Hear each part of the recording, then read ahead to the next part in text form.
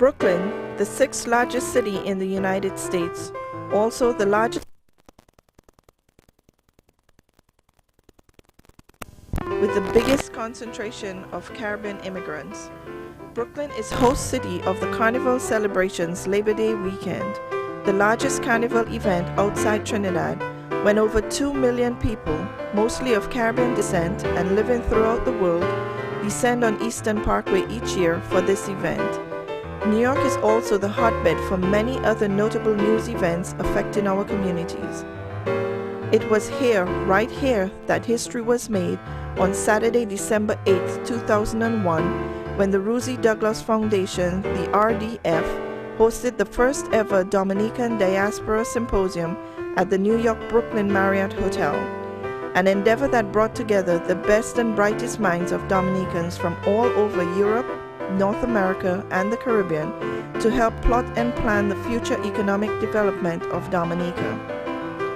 The Rosie Douglas Foundation was formed after the untimely passing of the late Prime Minister Roosevelt Douglas on Monday, October 1, 2000. He had served as Prime Minister a mere 8 months. It was his dream to tap the massive, extensive, and experienced Dominican resource pool that was scattered all over the world to help in the development of our homeland.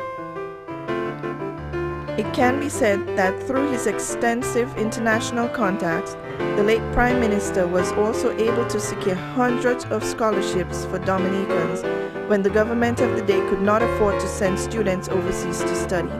A clear example of a man with a vision for a nation building.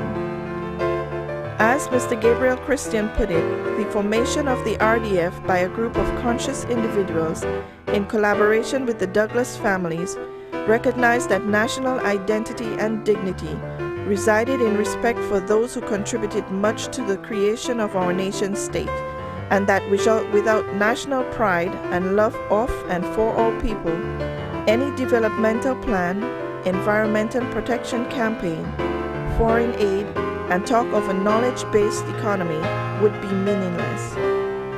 Thus, the RDF is a platform geared towards national development and named for someone who gave his last full measure for that purpose.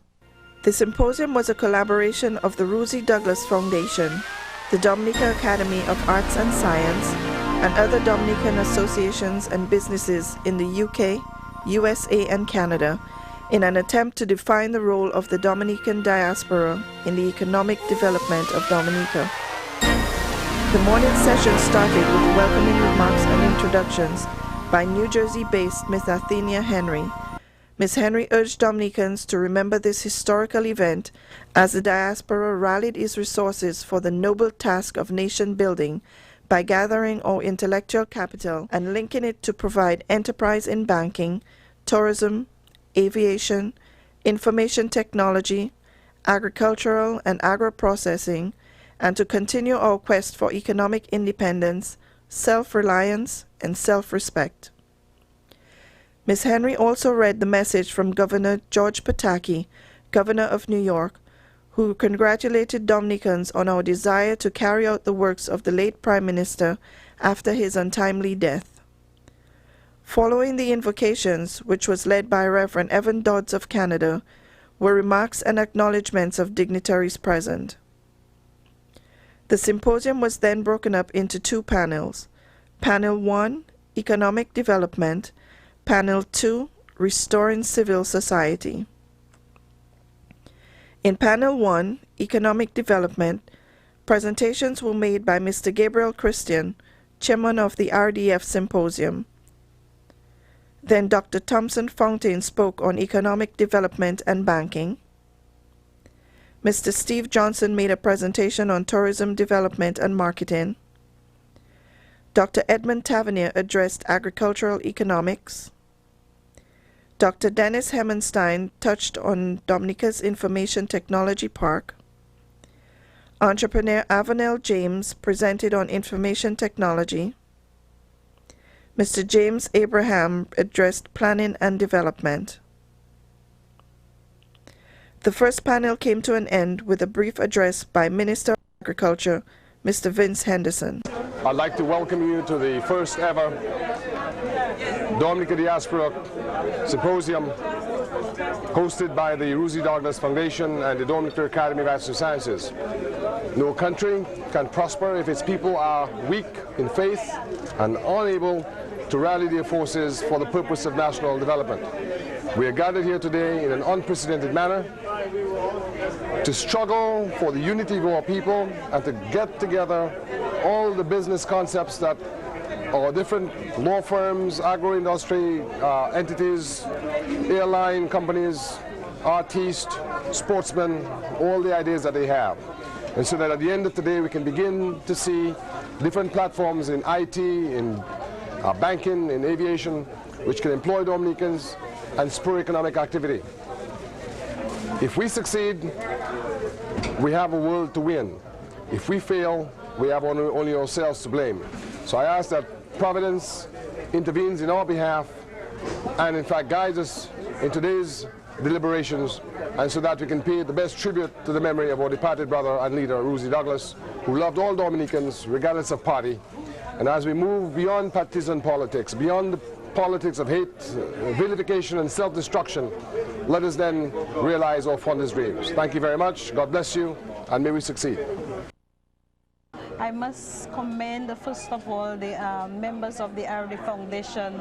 I feel particularly blessed and happy to be here today and to be associated with the foundation since I was at the very first meeting, the planning meeting for this symposium today. It took place sometime last year in Washington, and I was at that first meeting, and in fact I told them that they should have it in New York, and I am glad that they followed up on that idea and have it in New York. We were planning to have it around sometime Independence Time so that people could also attend the church service, but I realized because of what happened we couldn't have it, but I'm very happy to be here today. And most importantly, the fact that people from we have a vast wealth of expertise and talent out there, and to see all of them gathered in the room at the same time, that was an experience that I will never forget. All Dominicans ought to be proud, and Caribbean nationals, to see this kind of initiative. I think when I agreed to come to this event, I never expected this. This far exceeds my expectation. But what is so energizing about it is the enthusiasm, and I think the outcome-driven process that is going on here. I do hope that in the end there will be outcomes that can become models of how to engage our nationals in the diaspora. I feel so excited and so proud to be here to witness this, that not only do I share in solidarity what Dominicans are doing, but I hope it would rub off on Grenadians and other nationals, other Caribbean nationals in New York, particularly where so much of our what I call intellectual talent is in what you call residing. So it is my pleasure and it is an honor. I am glad to have been invited, and I do hope that the outcome of this will be shared. I wish our people in the Caribbean, I wish Dominicans can see what is going on here today, and they would feel reassured that Dominicans abroad have not forgotten Dominica. It is indeed a pleasure, and I do hope that this catches on, and particularly all the OECS, starting from Dominica, we go right on down to Grenada. All right. Thank you very much. I love beauty, I love splendor, I too also sweet and fair. On a surely gazing wonder at a gift so rich and rare. Rivers, valleys, hills and mountains, all these gifts we do extol. Healthy land so like all fountains, giving cheer that warms the soul. We now will call then on the Dominican chapter of the RDF, Mr. Adele Douglas, to make a few remarks, and Mr. Douglas, you will keep it brief so that we'll move quickly then into the first panel of the morning, economic development. Mr. Douglas.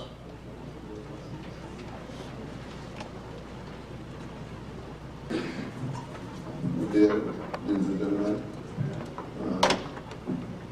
Welcome to all the dignitaries, ministers, Anderson and Mrs. Herrick, Dr. Selvin, and all the other distinguished people from all over Dominica, United States, Canada, and where else it came from. I'm very happy to be here today, and I'm very happy that after a year of hard work, we have been able to put this symposium together. We in Dominica, from the Dominican chapter, we are like the glue that go into most of the other chapters that we walk through.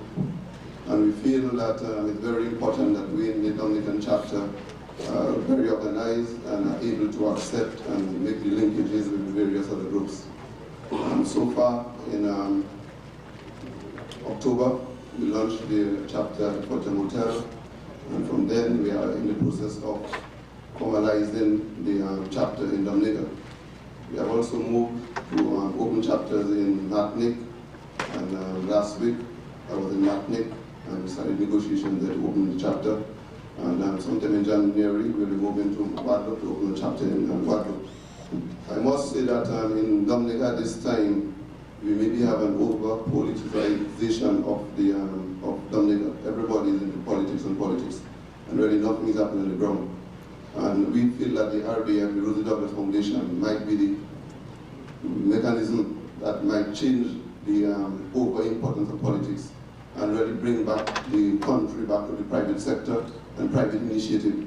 Because in Dominica right now, we have a certain amount of not enough private initiative and maybe an over-dependence on the government to do things. And we must, from here today, when we leave here today, I would like to say have some action-oriented programs so that we can move Dominica away from too much over-reliance on politics and more onto the question of action and private sector.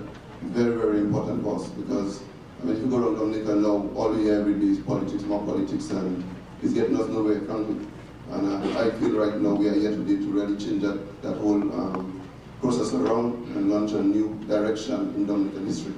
And I feel proud to be a part of it, and I hope that at the end of it all, we have some tangible achievement that we can call upon. Thank you.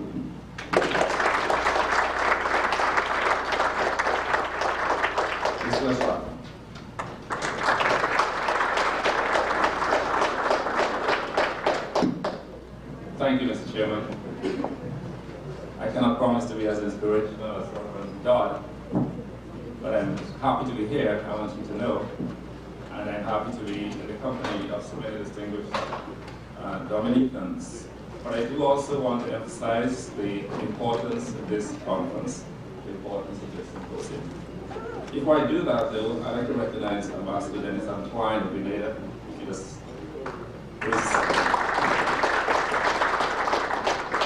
Ambassador, that he could be with us here this morning. I was saying that the symposium is important. I think you all know that, and that this is why you are all here. I think we all know that our country is going through some difficult times, I think. As one way you might describe the situation. Dominica is facing a veritable challenge of development. In some senses, it constitutes a potential case study of the challenges of development in a small country with limited development options. I think you know that our economic sectors are by and large, all of them not performing. I think you know that agriculture is facing a very particular challenge as a consequence, in large measure, of what happened to our banana industry. I think you know that attempts to diversify our economy have themselves been faltering. We have sought to diversify into manufacturing. The prospects for that are quite frankly not great, except in some small niche areas. And perhaps there is a cloud of pessimism that I've sometimes detected when talking to Dominicans, or indeed talking to people about Dominica. I want to emphasize, though, that we look around at the persons in this room, and one thing that has to strike you is the vast array of talent, and the vast array of human resource capacity that our little country has. And there's no question about that. I think we all have to take much credit in the fact that we have personnel who have been well educated, who have been skilled in various ways, and who collectively constitute an important resource that our country has. So that even as, objectively perhaps, We are inclined to be pessimistic about our economic sectors, about our prospects for growth. I think that there is a basis for optimism, and that's the message I like to convey here myself, that we have more than a basis for optimism. We have a significant human resource capacity. We have great human resource potentials. The persons around have already been to put that on the table and to recognize it as an important resource. The way that the world is going these days, I think you know, with globalization, we have an important day ahead of us. We have a number of important panel discussions to take place. I look forward myself to taking part actively in those discussions. And let me end on a note of not underestimate the magnitude of the task of putting such a symposium together. I want to say how pleased I am to have been here today. I believe that the symposium is an idea whose time has come, whose time had come perhaps. I want to compliment the organizers for the job they've done in pulling it all together. We had a number of very important issues being discussed, but I'll come to the issues in a moment. I want to say what a splendid occasion it was to meet many Dominicans that I had not seen in a long time. I want to say how impressed I was at what I saw here today, the spirit shown by all those present, the enthusiasm that Dominicans in the diaspora still have for their country, their willingness to support efforts such as those organized today by the Rosie Douglas Foundation. I think all that augurs very well indeed for our country's future. We all know, we all recognize that Dominica is going through some difficult times perhaps, but a lot of speakers this morning were keen to emphasize that perhaps the country's most important resource is its human resource capacity. And of those, there were plenty in the room here today. A number of matters were discussed, all hinging on the country's future development, all taking off on the essential challenge that our leaders, our people face in transforming our country into an area that can be self-sustaining, into an area that can produce benefits for the people at large. It's not an easy challenge, but it is one to which we have to respond with enthusiasm, with all our skill, and with all of our energy. The idea is to not make long speeches. We have a lot of that. What we're going to do with the panelists is hold them to 3, no more, maximum than 5 minutes. They will present, each of them, they will rest. The floor then will be open so we can have an interaction, so we will have a dialogue, not a monologue. Without any further ado, I then call on the gentleman who I believe was here a moment ago, who was going to start off for the NDC, Mr. Steve Johnson.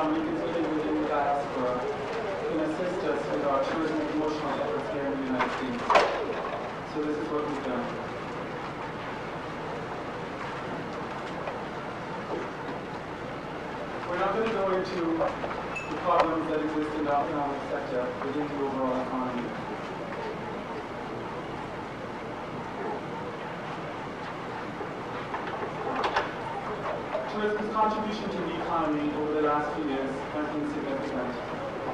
In 1999, $150 million was collected by government.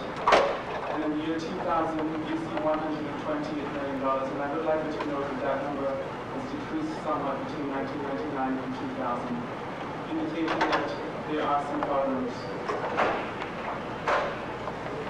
The hotel and restaurant sector alone accounted for between 3 to 5% of gross domestic in Canada and Europe are our main international markets.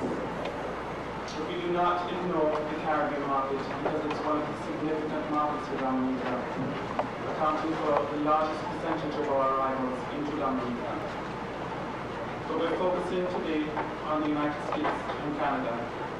And clearly that you can see that the United States and Canada are leading on the international front, leading over Europe. 6-7 years ago, that was not the case.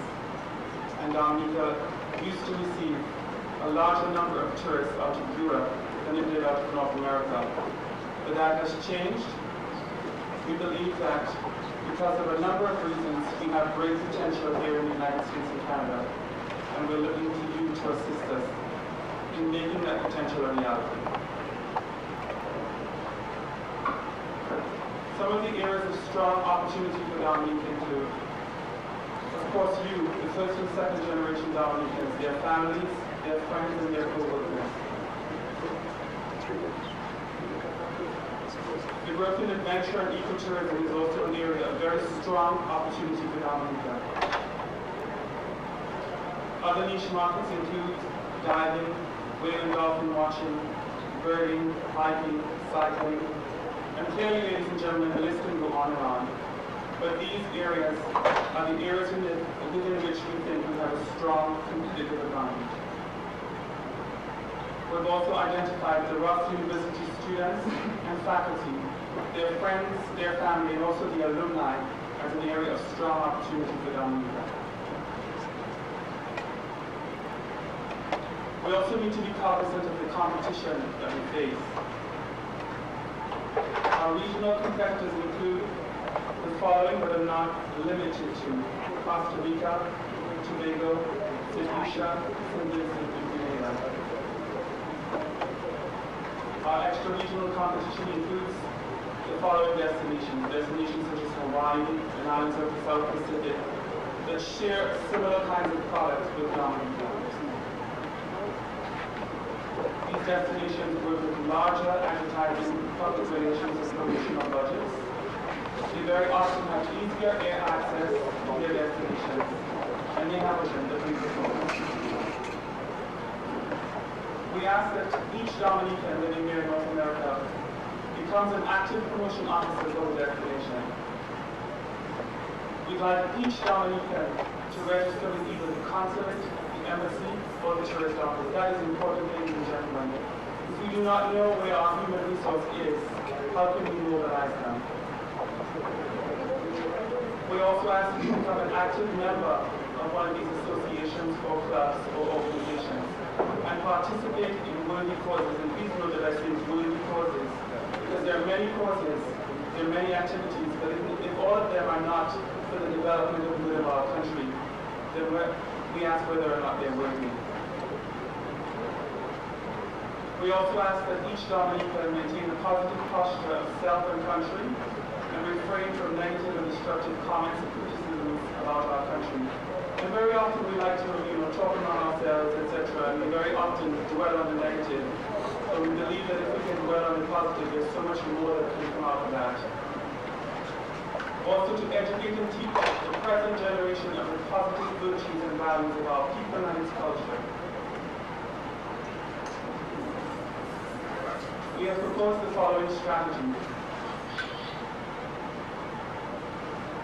And of course, the strategy is targeted at the Dominican community, as I said, here in North America.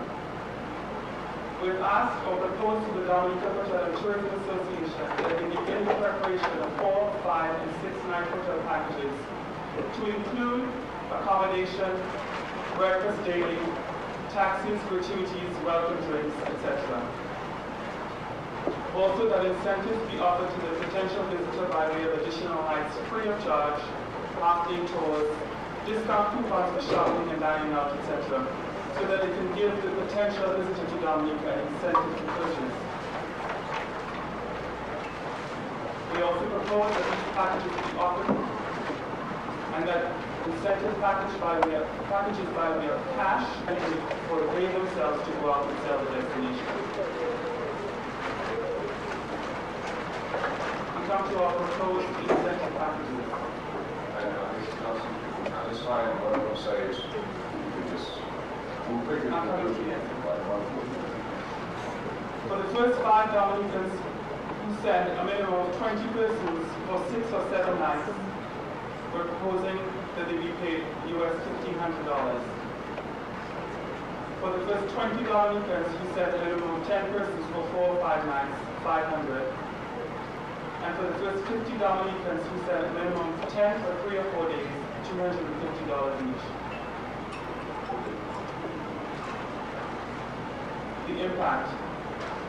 On tourist arrivals, at 100% success, we would have added 800 additional tourists to our overall tourism arrival figures. At 75%, 600 additional, and at 50%, 400 additional. You may think these numbers are low, but they have serious implications on positive impacts on the tourism industry. The impact on room nights, 100% success.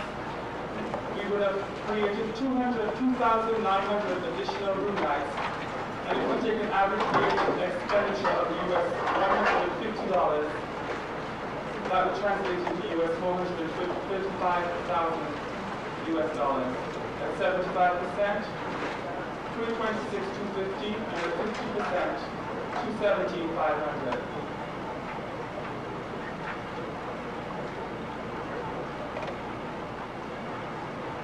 Ladies and gentlemen, we thank you for your time. We know that there is much discussion that can come out of this. We certainly do not believe that this proposal is complete. We welcome your input into it, but we believe that if each Dominican takes an active role in the promotion of their country, we can definitely contribute positively to the overall tourism industry within Dominica. Thank you very much.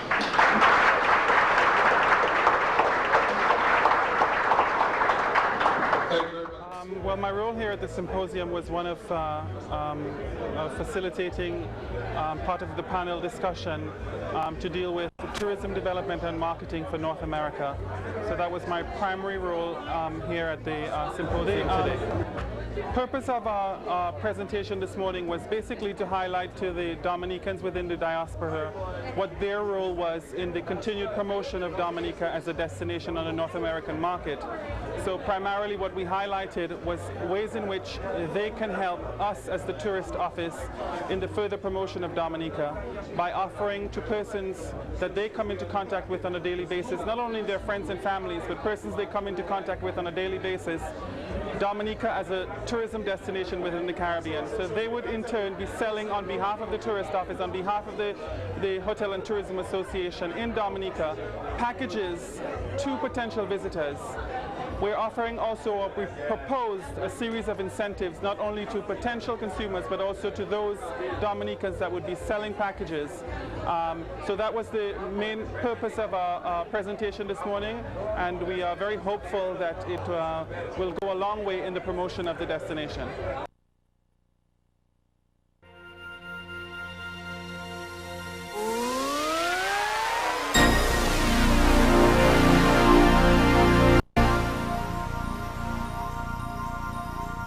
I will rush through this presentation because clearly this is going to be longer than 5 minutes if I go.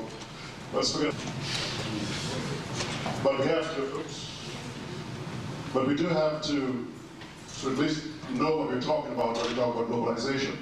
Now, there is a longer definition, but in this case we're simply going to say that it is the international integration of markets in goods and services. Now clearly this is a topic that has been in the news quite a bit. With that process, again, we have, and people always seem to think that this is a process that takes place on its own, and that's clearly not the case.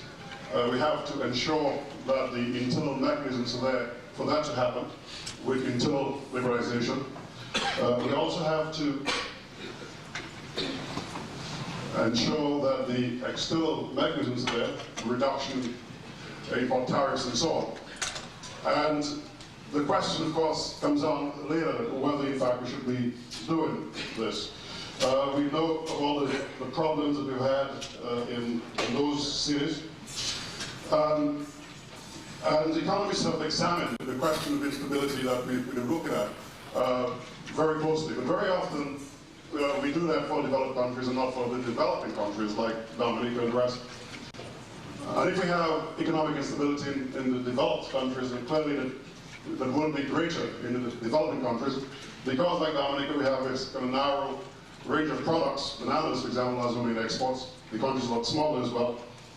And as Dr. Thompson was talking about, the financial infrastructure very often is not totally developed. You want to take over? Yeah. All right, let's just skip that. Let's go on. I think we just go on. Now clearly, the question of whether we should be open is an important one. And first, we need openness because that increases our market size. I remember following the discussion with Rosie Douglas when he was trying to open markets in Martinique and Guadeloupe and the European Union. And everybody thought, well, he was probably crazy, but clearly they don't have much of a choice, because that's what happened. We don't know markets, so we again increase productivity. We have people bringing computers and the knowledge and so on over there, and that's important. And clearly, hopefully, the question of openness encourage the type of government that we have to embark on policies that are beneficial to the country. Just keep all this crazy, right? Just keep on going. Forget about all those things. All right. Well, I need some data to write out some information. Forget about that as well. The data. The reason this is, I must forget about that. Okay. What this says, for example, is that when our open economies do in fact are subjected to quite a bit of instability. The second one does say that, of course, if you have exports and increased exports, you are in fact again exposing yourself, even though it's beneficial, to some instability. But one thing that I've always found in the research I've done, the importance of agriculture in GDP never seems to be very, very important. And I think part of the reason for that, now, that does not mean that agriculture itself is not important in a country's development. That's not what I'm saying. But I think what's happening with agriculture in a lot of these countries is that we export the raw material, and we have very little value added going through these countries, and as a result, the true impact is never felt throughout the economy. And so that's what we get, I guess. Forget about all this graphs and so on. Okay, let's do the one.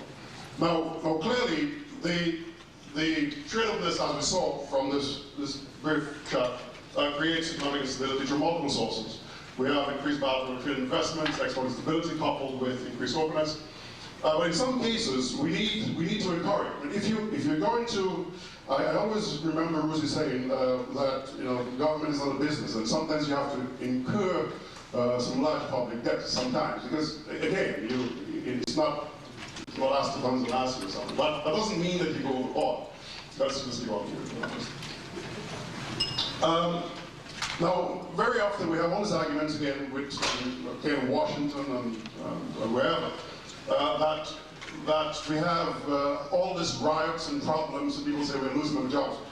But we should not use those problems as an argument against trade openness, because what we must do, though, is recognize that there are distributional consequences, so people will lose their jobs. And of course, what do we do with that? So we should then embark on some strategies that focus on bettering the standards of living for people in our countries. Now, another thing that has happened with all this trade is we have all these arrangements where countries kind of couple their policies together. Now, when you're married, it's very difficult. Whatever one person does affects the other one. If you're married and get a divorce, then the assets are in trouble. So whatever one person does affects the others. Okay. So when you have that kind of arrangement with various countries, of various groupings, then it's very difficult to embark on unilateral policies, because whatever one does affects the other. And again, with the question of capital, money goes where it gets the highest return.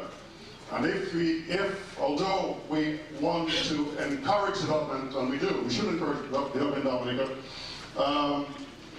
we are, as economists, always talking about rational human beings, and I think everybody here is the same way. But okay, so with that, very, very quick, very quick wrap up. This is my contribution. It looks like I did just in time too. So.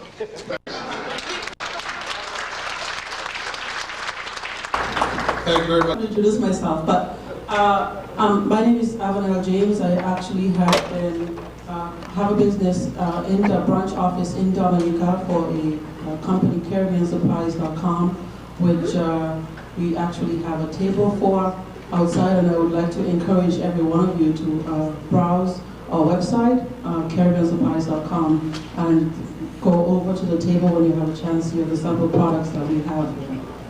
I'm very honored today to have been invited to speak at the Rosie Douglas Symposium.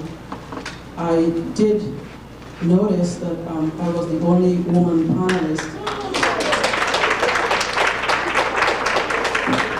And of course I wasn't going to just allow that to pass by, so I asked Gabe about it, and he says, well, the major coordinators for this event is Cynthia Henry and Cheryl Allen, so I'd like to recognize them right now. And I'm sure that if Rosie was here, he would have been very happy to have more women surrounding him, so next year hopefully we'll improve on that. I hope that didn't take away from my 5 minutes. Doing business in Dominica has been both a challenge for me and incredibly satisfying. And you know, having started this business in Dominica in June of just this year, and seeing it grow so incredibly that we now have CaribbeanSupplies.com launched live for the holiday shopping. And we have a team of 8 people in Dominica and 6 of the best engineers in the world here in the U.S. We are very, very pleased with what we've accomplished up until this point. I thought that perhaps it would if you've been doing business in the U.S. for many years or working in the U.S. for many years. In my case, I also own a telecommunications company, so most of my business very different as far as the business culture is concerned. So you know, it doesn't really matter how patriotic you think you might be and how great you think whatever you decide to do might take off, and it likely will. You have to be willing to adjust to the culture in Dominica. Another observation that I'd like to make is that as far as obtaining investment, local investment in your business in Dominica, it's probably going to be quite challenging. So based on my own experience, I would suggest seeking partnerships here in the US and making sure that you have a sound financing source. I'm very, very excited about being here. This is, of course, the first of its kind. It's a showcase of Caribbean Dominican products. And this symposium has provided the exposure that we've needed in terms of coming together as a group to support Dominica and hopefully to contribute towards the economic development of the country. I was one of the panelists at the symposium representing CaribbeanSupplies.com. CaribbeanSupplies.com is an e-commerce, a content and e-commerce powerhouse for Caribbean goods and services. We are currently featuring a number of products from the Caribbean here at the symposium, and these products are also available on the website CaribbeanSupplies.com.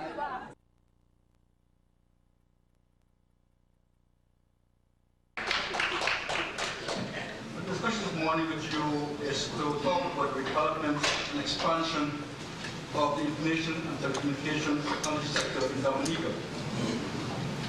The public sector, including the government and the private sector, are committed to this expansion. Unlike the United States and most industrial nations, Dominica does not have the internal infrastructure to make it happen within Dominica. One, Dominica has a very small consumer base and therefore cannot internally sustain any major expansion of this sector. Secondly, the current state of the Dominican economy does not afford the government the luxury of financing this expansion by itself.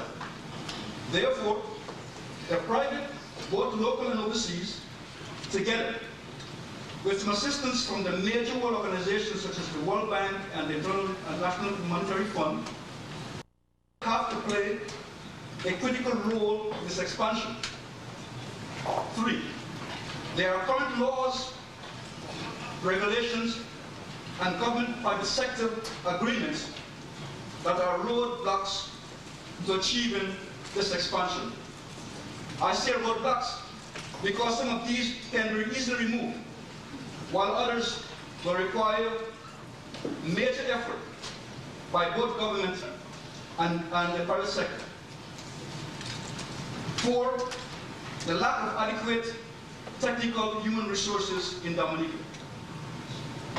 The good news is the government has expressed its willingness to work with the private sector to enable this expansion, and therefore several members of the private sector that are currently engaged in building the foundation that will serve as a platform to transform the sector. Companies like Caribbean Supplies, Corporation, Caribis, and last but not least, Consortium Inc. The high literacy rate of the Dominican people, the availability of qualified Dominicans residing overseas, also will play a major role. What we have done in order to be able to move forward, I've coined a phrase for this endeavor. It's called services and solutions for the 21st century. We have formed a corporation, a Dominican corporation, by the name of Convergent Technologies Group Limited. For short, I call it CTGL. CTGL is a newly formed for information technology, business development, and market consulting firm with expertise that can ensure Dominica's emergence as a recognized leader in the Caribbean in attracting, developing, retaining high technology and other economic development companies that provide products and services to a global community. Now, a global community is very important. Our mission is to expand the information, telecommunication, technology sector in Dominica through the development and marketing of services to a global community of businesses and consumers. Promote and attract private investment. Create jobs and attract new businesses to Dominica. Encourage the expansion and retention of existing companies through the provision of management and technical support. Form partnerships within the private sector and with the public sector to publicize Dominica's economic advantages and market local products and services at home and abroad. Encourage and develop new ideas and concepts and turn them into viable projects and businesses. Our vision. The history of mankind is full of increasing accomplishments in the realm of both man and machine. The present ever changes rapidly while the world is becoming one big stage where the actors are drawn from countries far and near. Rapid growth of technology has eliminated borders and opened doors for unbelievable achievements. The future is bright, yet challenging. CTGL is poised and ready to meet the challenge. CTGL will harness the new technologies to provide clients with some state-of-the-art and cutting-edge solutions while playing a major role in the social well-being of Dominica and the modern society. Our values. CTGL believes that the quality relationship starts with understanding the client, who the client is, what the client needs, and how to provide the best return on the client's technology investment. This belief is in our growth of CTGL's values, which are the cornerstone of their existence. We believe that the following rules: be ethical and trustworthy with our clients, partners, and associates and staff. Expect and insist on ethical business partners. Listen, understand, and execute. Demand excellence from our team and provide value to our partners and clients. Promote and reward outstanding performance. Educate while being educated. And never compromise our values. I will cut this short, but I want to say that basically right now the board that we've established consists of myself, who's the chairman, Mr. Alec Lawrence, who's our general counsel, Mr. Gabriel Christian, who's our associate counsel, and Mr. Kenneth Moore. We will be inviting Dominicans to also take part into that. I want to say one thing before I close.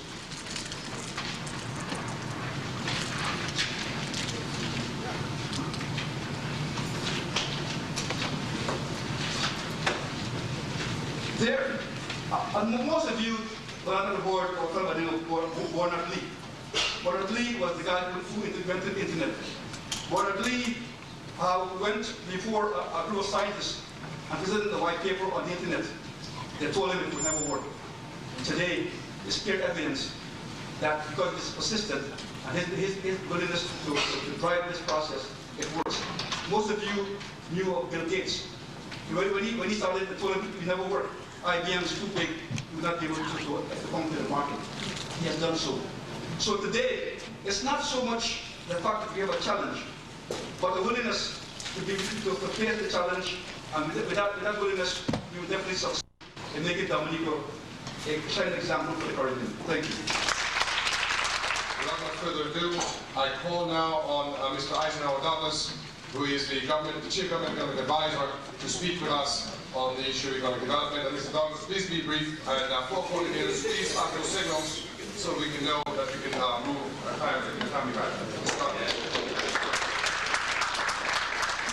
Thank you very much, Mr. Chairman. I will try to observe your guidelines. First of all, let me say it is a great pleasure for me to be here. I see some very familiar faces. I don't want to begin to identify them, some family members, close friends, and it's really an opportunity that I savor. Came in last night late, and here I am. In terms of trying to get to the point in the limited time available, I want to say that Dominica, we're going through some very difficult times now in terms of the economy, but I want to say straight off the bat that a lot of those problems are self-inflicted. Okay? I believe, first of all,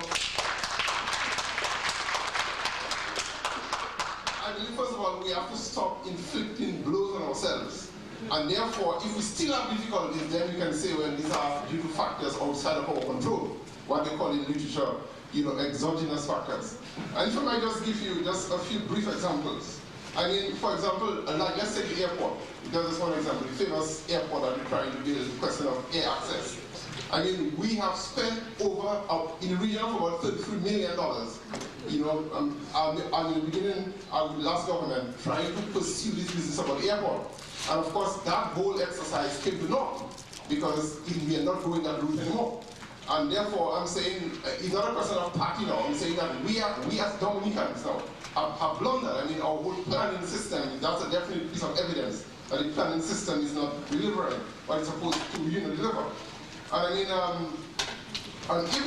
even very, very recently, for example, that we have this problem with the Canadian government, imposing visa restrictions on Dominica.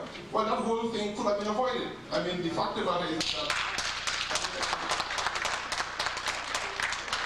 I'm not talking party now, I was talking Dominica now. Because the fact of the matter is that since when the last PM came in, when he came in, one of the first priorities was to address this whole matter. Because remember, the former government had introduced this offshore sector, and certain Chinese were trying to get into Canada with Dominican passports and so on. So he said that was his priority. And you can't tell me up to now we haven't been able to rectify it. And we should have solved that problem long ago.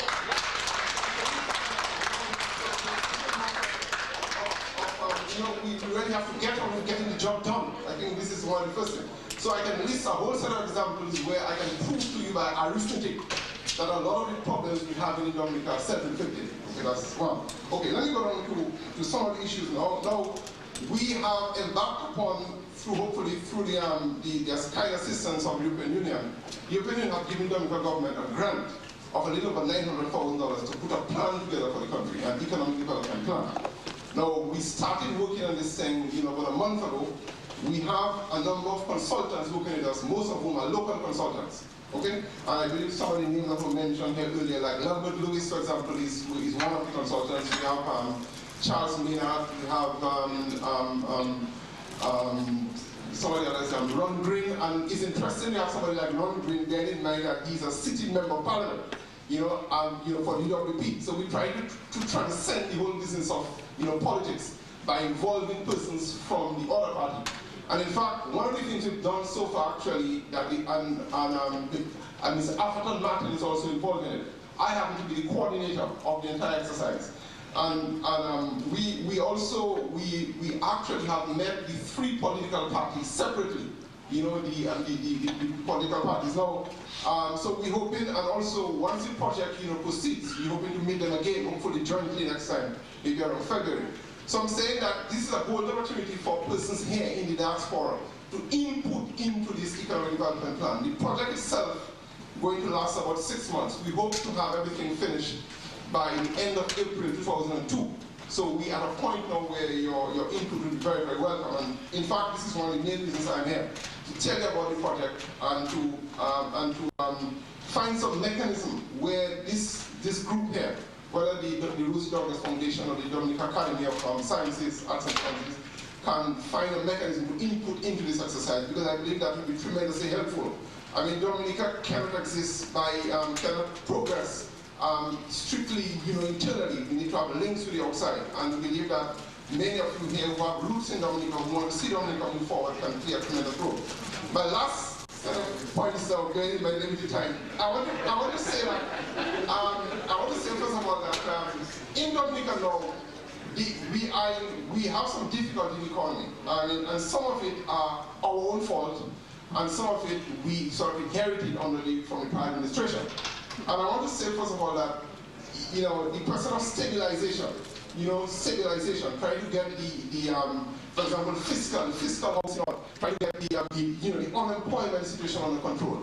We've done a lot of technical work on that. With the help of the IMF, with the help of the ECCB, the help of the Caribbean Development Bank, and really we're at a point now where government really has to make decisions now. I mean, it's not a question of, I don't believe we need any more studies now as far as stabilization and adjustment is concerned. It's really a question of decision making. That's really what it is. Decision A has certain implications, decision B has certain implications, whether you combine part of A and part of B, but decision is the issue. So therefore, I see the IDP, the Integrated Development Planning Project, as focusing mainly on the issues of growth. Because the evidence is from the data that during the 80s, the growth rate of the economy was roughly twice as high as the growth rate in the 90s. So we definitely have a problem with growth. And it's really from growth that you get income. You cannot really expect to have right. You really, okay, I'm not right. You really cannot get income without growth. So, and as you know, we have the difficulty with the banking industry. We're trying to transform the economy into more tourism-oriented, more offshore-oriented, and therefore that's not something you can achieve overnight. I myself personally believe that we have to recognize that the long-term future, and I'm not trying to attack anybody who is involved in banana production, but the fact of the matter is, and that's my final point, Mr. Chairman, the fact of the matter is that in 1988, we exported $103 million worth of bananas, $103 million. Last year, in fact this year, if we make 20 million, 20 million, we'll be lucky. So this whole business about trying to revitalize the banana industry, in my humble opinion, is throwing good money after bad. We have to recognize that it's not bananas we want to be involved in like that. It's really foreign exchange we want to earn. And bananas used to be the way we do foreign exchange, and therefore we have to find alternative way of earning foreign exchange. And I'm saying that, as Thompson Fountain mentioned, the ideas is where that whole program has to originate. What are the ideas one can leverage in order to get our act together? Combine that with management and effective programs can get us on that long-term trajectory, which is what the IDP is hopefully hoping to galvanize. Thanks very much. Ladies and gentlemen, the reason we need to keep going is that we speak English, a very fascinating language, the language of William Shakespeare, the great writers. The fact of the matter is, some of us, including yours truly, would like to talk. But the fact of the matter is, we're the 11th hour. And so now is not the time for talking too much, now is the time for action. Action now. And in that regard, I would not spend any more time but to bring on board one of our planners, someone who came to the United States after being a law enforcement officer and distinguished himself in planning. He's a major planner in the southern parts of the United States. And so he'll come on quickly, and because he's a very planned person, he will speak crisply. Welcome, Mr. Abraham.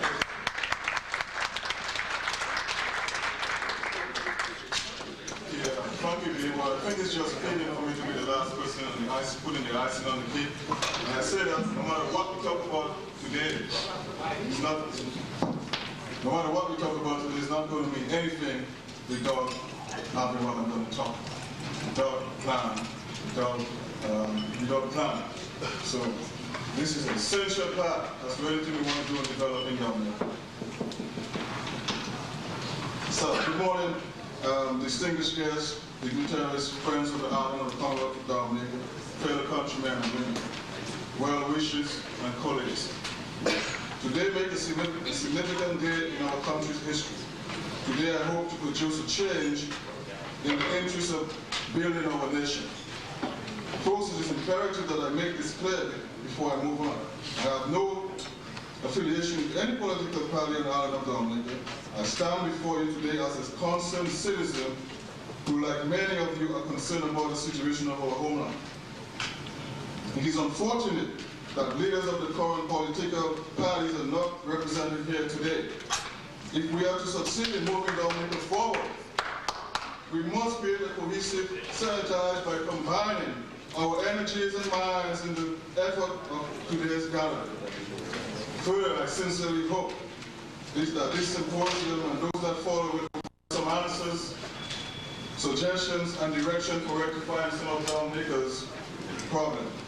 The DAS and RDF should not be viewed as a panacea, but as an open door, as we all have to play our part in the development process of our growth plan.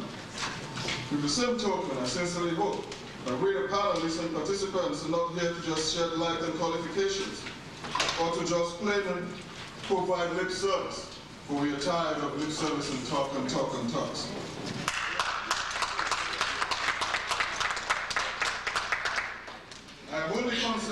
I'm not only concerned about today's events, but what follows is of a significant concern to me.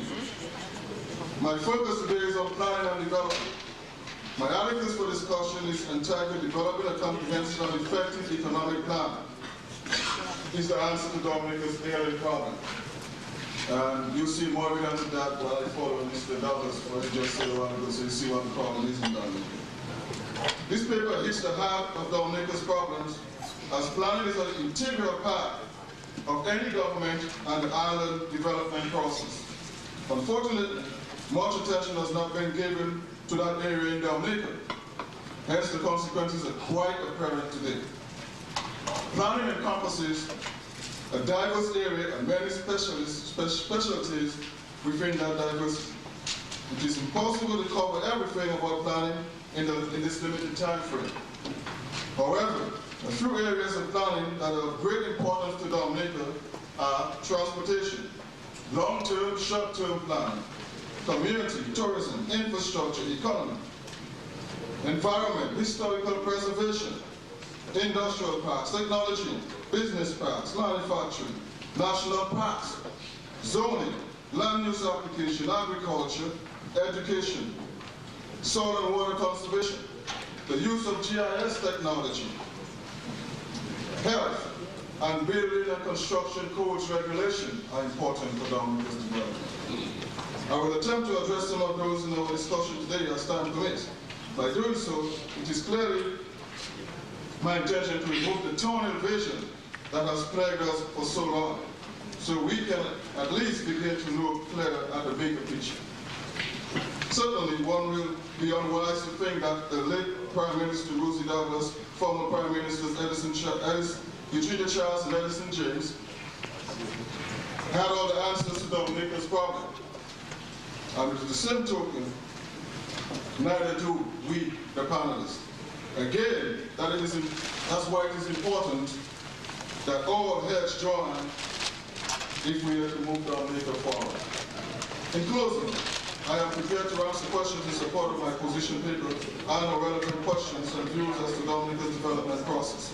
No matter how many ideas, projects come out of this historical gathering, it is important to caution everyone to the reality that with the absence of a comprehensive, effective plan, nothing can be accomplished for the island of Dominica. Well, I'm very, very happy to be here. Actually, I've been in the process of making this happen. We worked with the RDP in Washington or in New York. Gabriel, Christian, and Dr. Thompson Fontaine. For the past 3 months, we have been having a number of awareness program, radio programs, telling people in Dominica about this process now taking place. And I'm happy to see it become a reality. Actually, I was one who worked very closely with the late Prime Minister, Mr. Roosevelt Douglas, and I think if he was here today, he would be very happy. And as his sister indicated earlier, I mean, if Rosie was alive, or I mean, the fact that he's dead, he'd be very happy to know that this thing is happening, and we're building, we're trying to get Dominicans together. As a matter of fact, one of his first missions as Prime Minister of Dominica was meeting Dominicans out of Dominica. We went to North America, we went to Europe, we went to the Caribbean, meeting with Dominicans and trying to tell them and show them how important it is for they to take place or for them to take place in the national development of the country. It's not, Dominica does not belong to Dominicans living in Dominica. It belongs to all of us. And I think I'm just happy to be part of that process. It's time for action. Let's stop talking and let's act. I mean, because as I said, Dominica does not belong to the foreigners. Dominica belongs to all of us. And I think, this is a step in the right direction as to where we want Dominica to go. Because we knew that time would be maybe a little bit of an enemy with us today, what we did was that we had all the presenters give us in advance all their presentations. So these, since we're talking about economic development, both of these are on sale on the outside, and they need to form part of your libraries, because these magazines, and what in fact they include, are unprecedented in our island nation's history. They represent some of the fine work by our human resource base, so please make sure that you have both of those in your little satchel when you leave this afternoon. They are still on the outside. Let's now do this. What we're going to do is quickly hear a summary from the government representative who was so kind as to be here, Minister Skerritt, who is the Minister of Agriculture. He's a young Dominican who studied here. Minister Henderson is Agriculture, Minister Skerritt is Education. Mr. Skerritt, you will be on the second panel, so actually you will sit and the Minister of Agriculture will come up. So my apologies again. My apologies. My profound apologies. What he's going to quickly do is a summary, and when the summary is done, summary will be 2 minutes. When the summary is done, go on the floor for a brief period of time before the other panel takes the stage. Let's welcome Ms. Henderson, Minister of Agriculture. Thank you very much, Gabe. We get that all the time. We get mixed, except in a few things. I'm very, very happy to be here today. I think this is a wonderful manifestation of the determination of a people who have decided to become more involved or to become partners in the development process of the country. I know that we in Dominica, and I think most of us, even though we're not in Dominica, we hear of the cries of our people, and we're very concerned. But I believe that out of these adversities, that a strong people will emerge. I believe it's the time that we take on our identity as Dominicans and start to contribute towards the development of Dominica. However, development, economic development, in this case, cannot be realized without the partnership or the involvement of the political directorate and the private sector. Civil society must be integrated in the developmental plan of a country. And that's why I'm very encouraged and I'm happy, although for some reason someone didn't recognize our presence here. I think it was the speaker just before me, and indicated that government was not represented. But I must say thanks to the private sector who has contributed to making this trip possible. It does not cost anything to the state except our absence, and we are able to be here today. And I think that in itself is an indication of the seriousness that the government takes towards this initiative.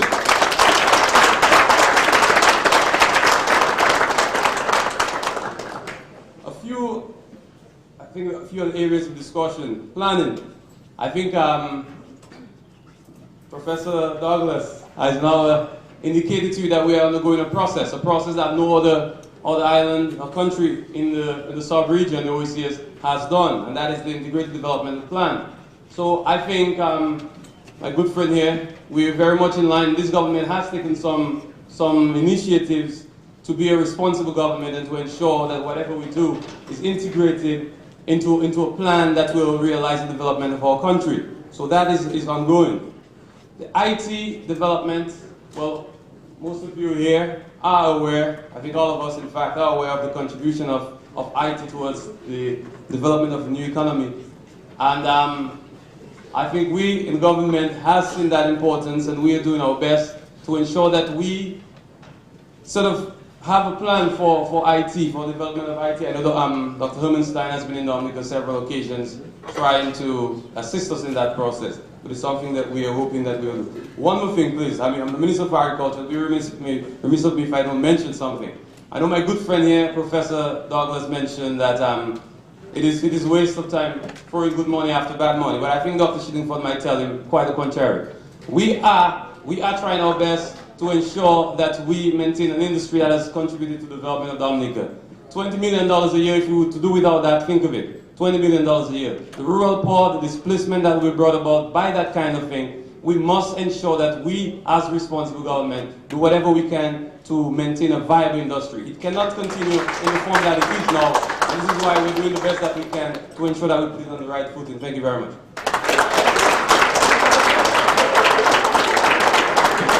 Brothers and sisters, we've got a brilliant gentleman.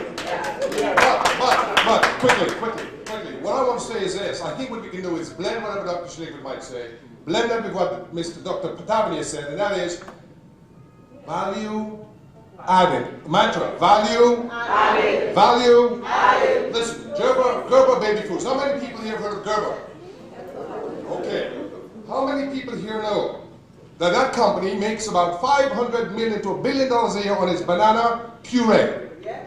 How many banana plantations are there in the United States? No. Value?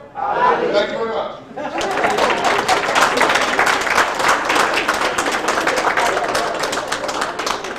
Yeah, first of all, I would like to commend the Rosie Douglas Foundation for putting this symposium together.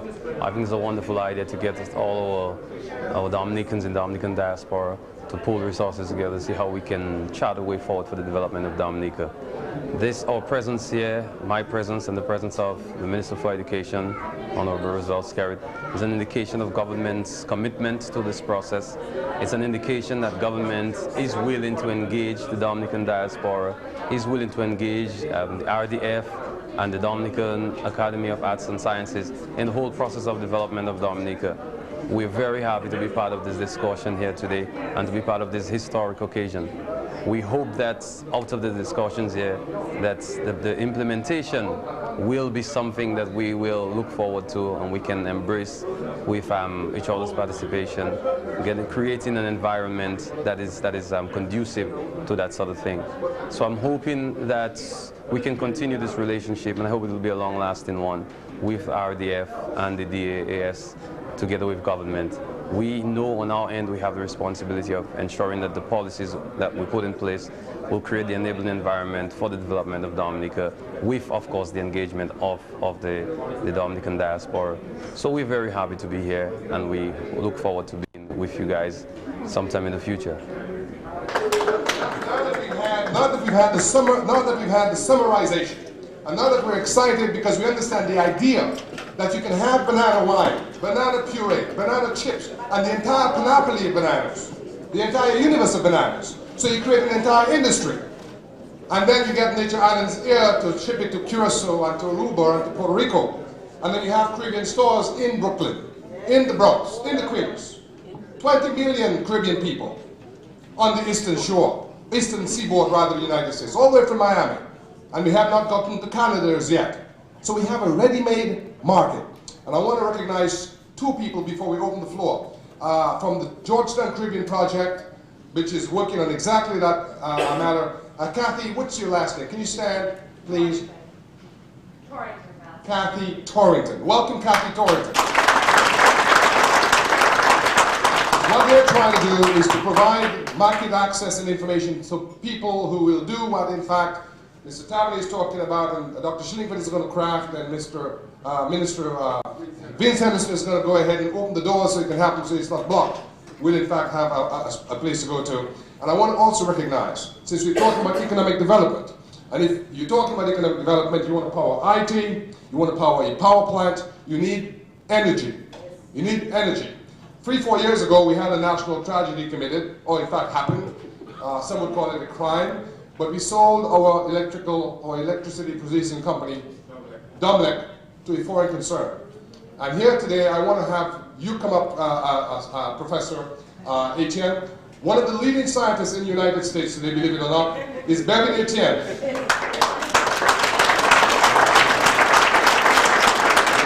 I want Mr. Etienne to stand here, because if someone saw him, they may think that he is the son of Bob Marley. But the reality is that he is a senior professor and researcher at the University of Maryland's Kelsey Institute, College Park, Maryland. He has his undergrad in electromechanical engineering. He has his master's in electromechanical engineering and another master's, I believe, in econometrics in energy, and he's on his way shortly to a PhD. Let's thank this gentleman for his time.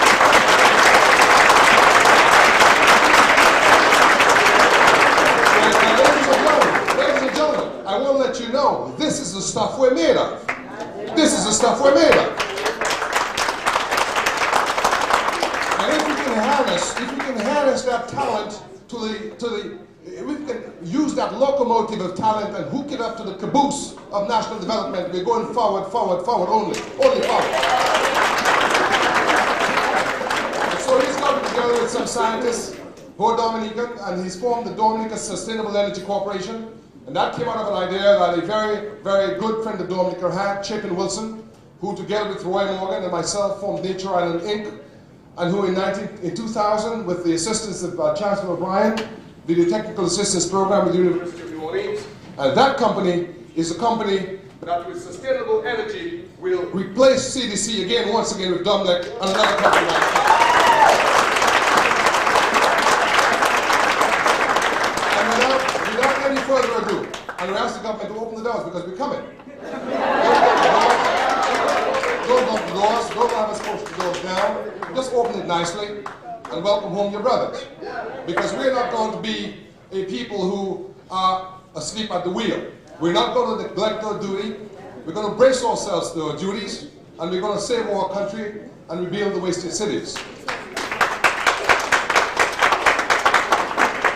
In 1948, the State of Israel was built.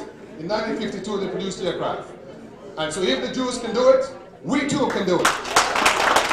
And so brothers and sisters, for a short time, the floor is open. If you're afraid to come to the microphone, do know that you can write on that little index card I mentioned and hand it to the floor coordinators. I have the first question here from Delmans Moses. Delmans, you can stand up or you can go to the microphone. And those who want to follow him, please line up behind him so we can get this rolling. Thank you. Line up behind Mr. Moses.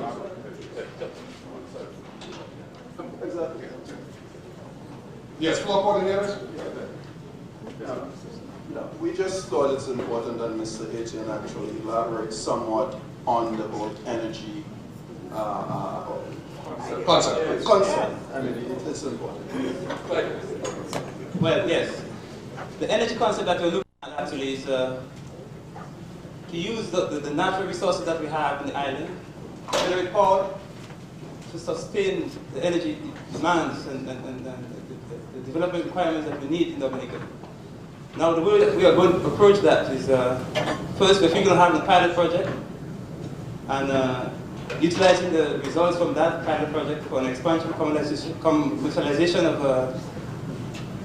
wind resources, water resources that we have to power Dominica's electrical demands, and then from there we'll move into manufacturing of electrical components for sustainable energy development. You know, like we could probably have there are niches in the market that we can use to generate like turbines and stuff like that that are not available in the current technology out there.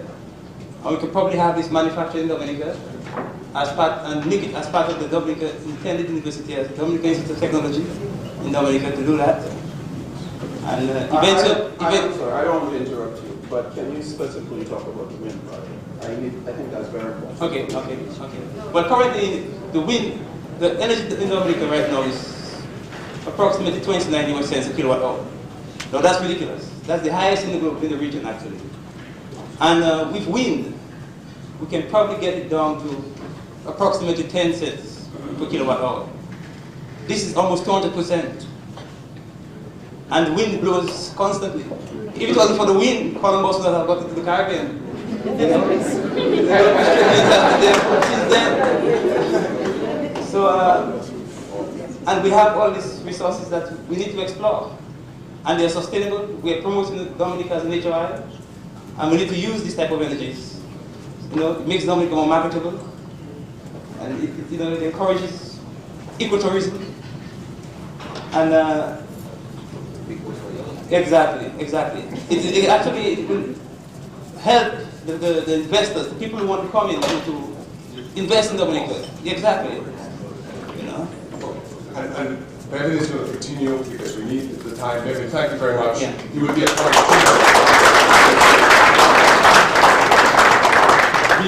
we can take, because of time, and that time is not strict us really, despite our best efforts to be crisp, we can only take 2 questions. If, in fact, 2 of the persons who may want to ask questions will want to save it for the teamwork session this afternoon, then you'll be helping the cause. Mr. Moses, do you? Yeah, I want to. Please.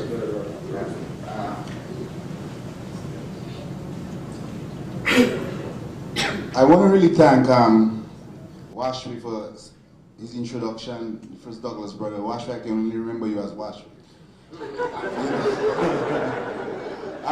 Because I was recently in Dominica visiting, and people were talking party politics, and I said, listen, I ain't talking politics, you know, but I'm on vacation. If you want to talk business, I want to talk. And you know, and they just dropped the politics and wanted to talk business, you know, and which really helped. But I want to really thank the tourism department, because I teach music at the UC Berkeley Music Department, and actually 25 of my students had signed up to visit Dominica, and I asked the tourism department here for information, and there was like efficient, quick response packages were there, and everybody had signed up to visit Dominica except for the fact that 9/11 affected the number of people. Some of them still went. But what I want to use that is as an example that every one of us as Dominicans, and we need to, because we have Carnival, which is like a real big celebration, and the festival is one of the best festivals in the world. I've traveled around the world as a musician and as an artist, and I really want to encourage Dominicans for us to be able to send plane loads to Dominica, and it's something I've discussed with Pat Aaron and other artists. But I mean, like, I alone spoke just to my classes at UC Berkeley, and 25 people signed up to visit Dominica for the festival on the fact that we could sell Dominica. And I think we need our culture, and it's just a sad thing that nobody on the panel talks about culture as an asset, music, and instead of bananas, we can sell video. And the power of culture, the power of music, and our culture is kind of unique, and I think through education, and through the artists, we have artists, that's one of our major exports, in case you don't know. We have professional artists all around the world, in every nook and cranny. For us as Dominicans to use our music and market it, and I think instead of bananas, I think it's going to be bouillon. Thank you.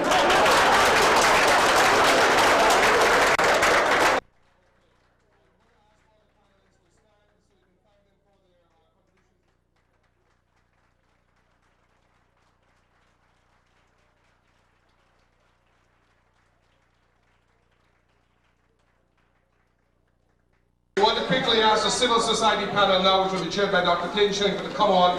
And again, we have to stay on the point because the 12:30 luncheon has to kick off at 12:30. So please, the civil panel, civil society panel, please approach.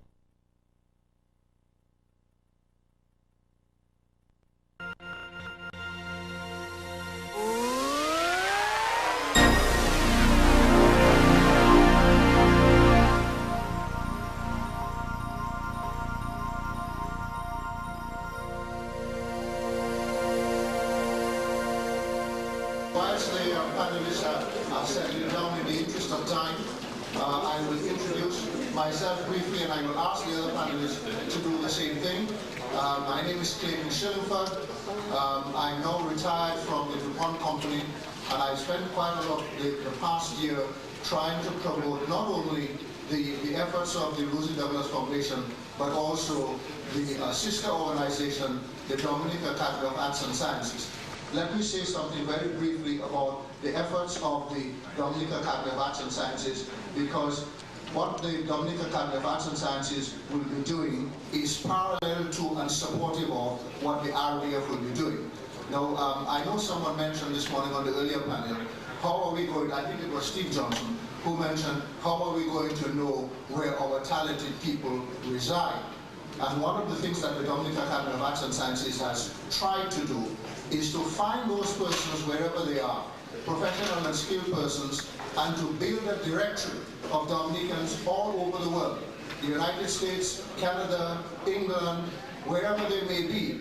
And if you go into that website for the Dominica Academy of Arts and Sciences, you will see a number of names there, their contact arrangements, email and fax and phone numbers, and you will also see a short biological profile of their skills and the particular profession that they hold, their qualifications and so on. Now, one of the main reasons why we tried to do that was not only to make it possible for these Dominicans to be accessible by government and the public and private sector in Dominica, but also to allow the situation to evolve so that when there is a need for expertise, we don't have automatically to go to England or to the United States and be depending on people who are not familiar with our culture, are not familiar with the language, are not familiar with the customs and so on, and folks who can have a greater impact on this very development effort we're talking about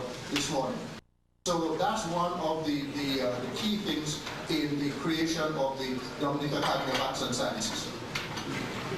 We have a number of distinguished panelists here, and I'm not going to take up a lot of time because we really have to move this thing.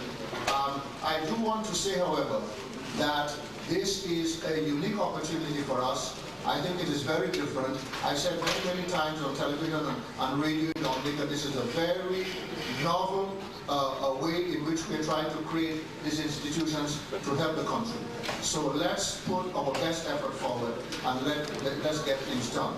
Now, the first, I was thinking, earlier on that perhaps in creating this panel called Restoring Civil Society, perhaps we should have had that first. And the reason why I say we should have had it first, it's necessary for us to look at the foundation upon which the economic development is going to be based. And because of that, we are going to have in this panel an emphasis on education, because that is critical. We do have to bring this education program on stream, and Dr. Donald Peters will be talking about that. We are also going to be talking about health, which is also essential. It is essential because if people are not healthy and they don't have health services that are adequate, they are not able to work. We're going to have as well some presentations on social security, because I suppose people want to be safe, they want to be secure, and we need to have that in the society as well. So without much ado, I am going to ask Dr. Donald Peters to start off, introduce himself, and to take his 4 or 5 minutes to present his position on education. And Mr. Skerritt, if you don't mind, sir, at the end I will ask you to do exactly what the Minister of Agriculture did, which is to summarize the proceedings of the panel number 2. Thank you, Dr. Shultz. I'll try to be brief on Abel, please don't put me on the stage.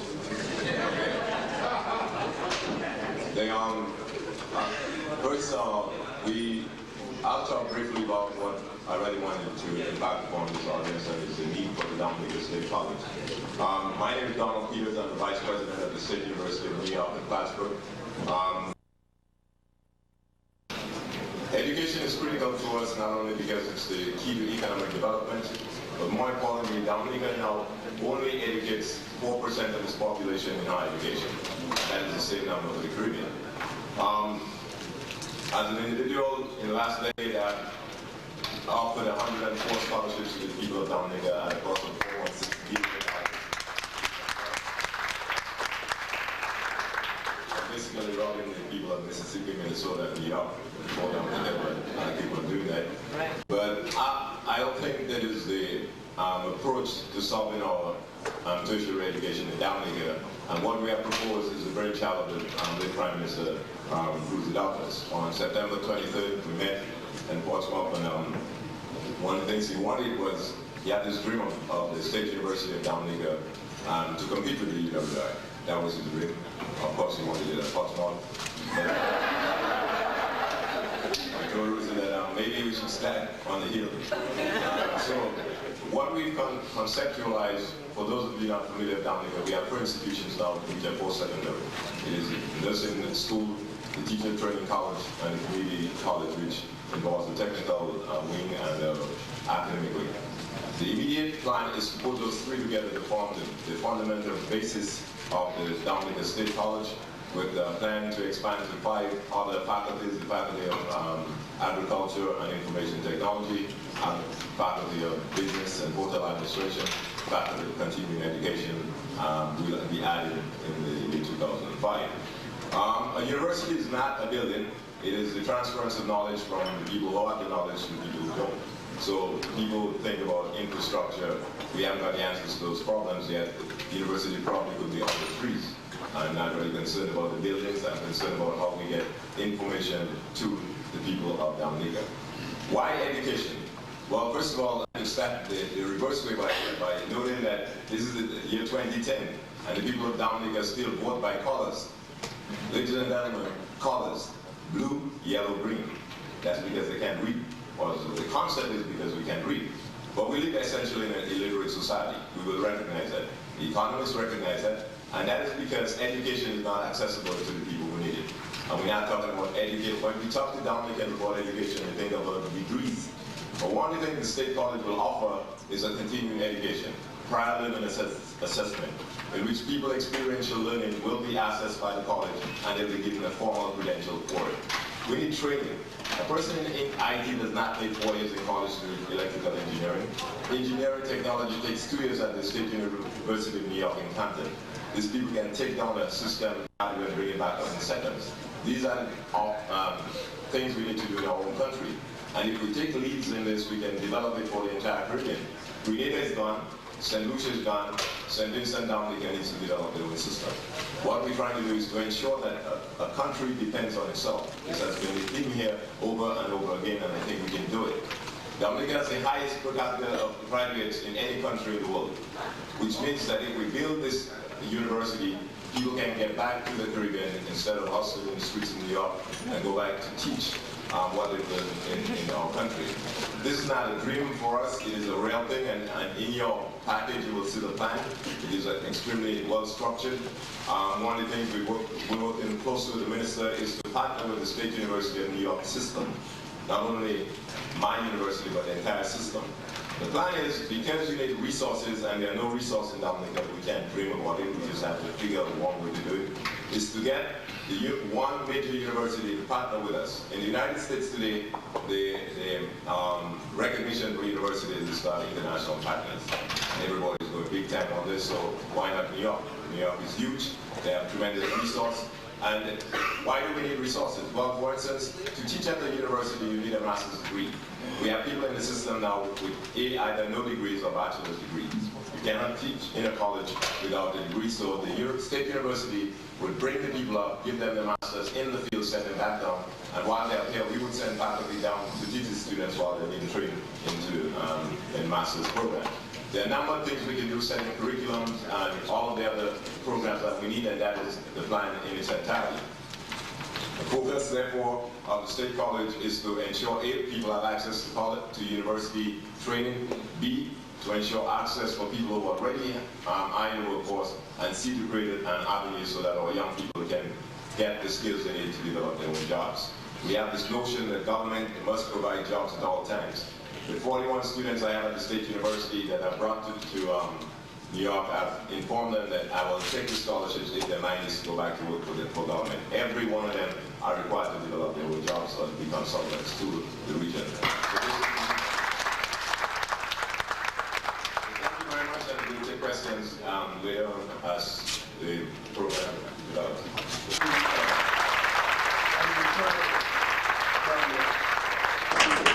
I would really enjoy if we give Dr. Donald Peters a hand, an incredible round of.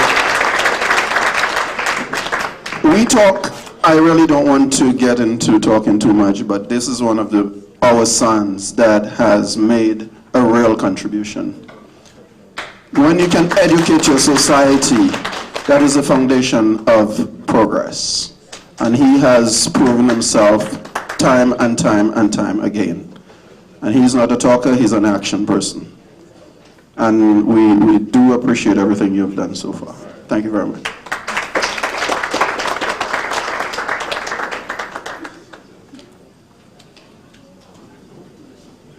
Yes, I'd like to endorse what has just been said. I know Donald, I've known him for a long time, and he certainly made a very tremendous effort to help Dominicans to better themselves and to get an education in the United States. It's been a tremendous effort, and I would ask you again to give him a round of applause once more. What we're trying to do is just explain to the Dominican public the concept of the State College of Dominica. The idea is to create a university in Dominica that could provide the first 2 years of higher education for all Dominican citizens.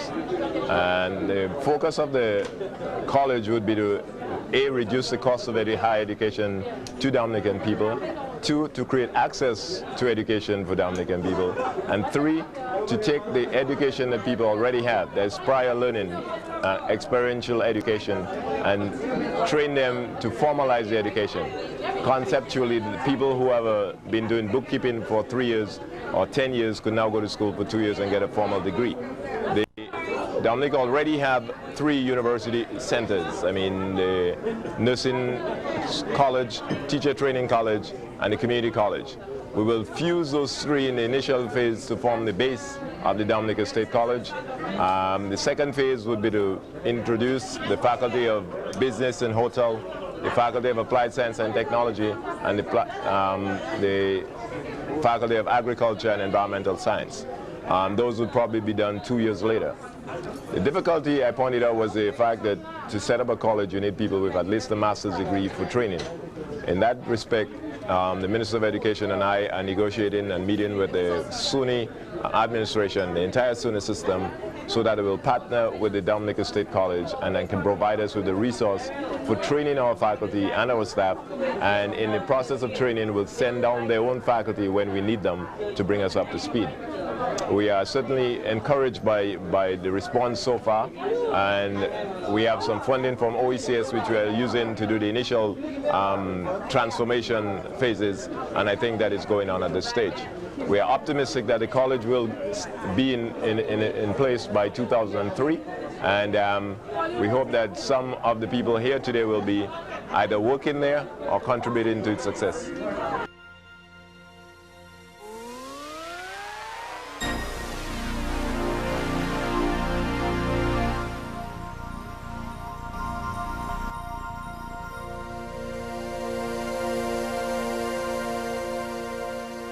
Dr. Douglas, and he will talk on health.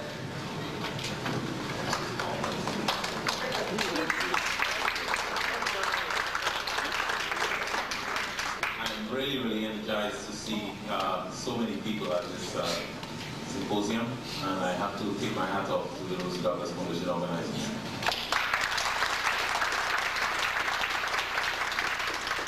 Do you guys feel the energy? I mean, that. Yeah! I forget, let me introduce myself. I'm the chair of family medicine at St. Vincent Catholic Medical Center here in Jamaica, Queens, and head of the residency training program in family medicine. But again, what I'm getting is the theme I'm seeing is that we seem to be ready to move from words to action. We seem to be ready to move from reliance on government to reliance on ourselves. We seem to be willing to move from the focusing on our area of concern, focusing on an area of influence. In other words, the things that we can actually change, that's what we want to focus on. That we seem to be ready to move from stage 1, where we go to a dance and raise some funds and send it down, and then we never really follow up on where the money actually ends up, or we don't, we're ready to move from that stage into specific business activities that would make a change in Dominica. In other words, if we have something that we can start that is working on a particular thing down in Dominica, we feel that that is going to be, that's where we're ready to move to right now. You know, we will continue stage one though. We will continue to respond, you know, the usual things that we do, you know, fundraising and send money for particular things, toys, rides, and all that. But I think as an educated people, as an active dedicated workforce, as you can see here today, I think we're ready to move to stage two, which is specific business activities, specific activities like the doctor mentioned, the university, state university, and things like that, that will make a difference in Dominica. Now, we're all aware of the problems in health in Dominica. You know, some of you guys, including myself, have been away for a long time, so I just wanted to itemize it briefly of a couple of them. You know, we've had, like everywhere in the world, we've had rising medical costs, and that has severely eroded the availability of equipment and supplies in Dominica. We've had the erosion of our National Health Service. Remember, when we grew up, most of us, there was a National Health Service in Dominica. We've had to introduce user fees because of the rising medical costs. These user fees a lot of the time are not paid by people, and that means that that's a big drain on government in able to continue to subsidize that system. You're aware of mismatched expectations. People expect that government is supposed to provide them health care, and that's not a realistic expectation at this time, you know, with the high cost of medical care. We've had the loss. We have an AIDS epidemic going on in the Caribbean.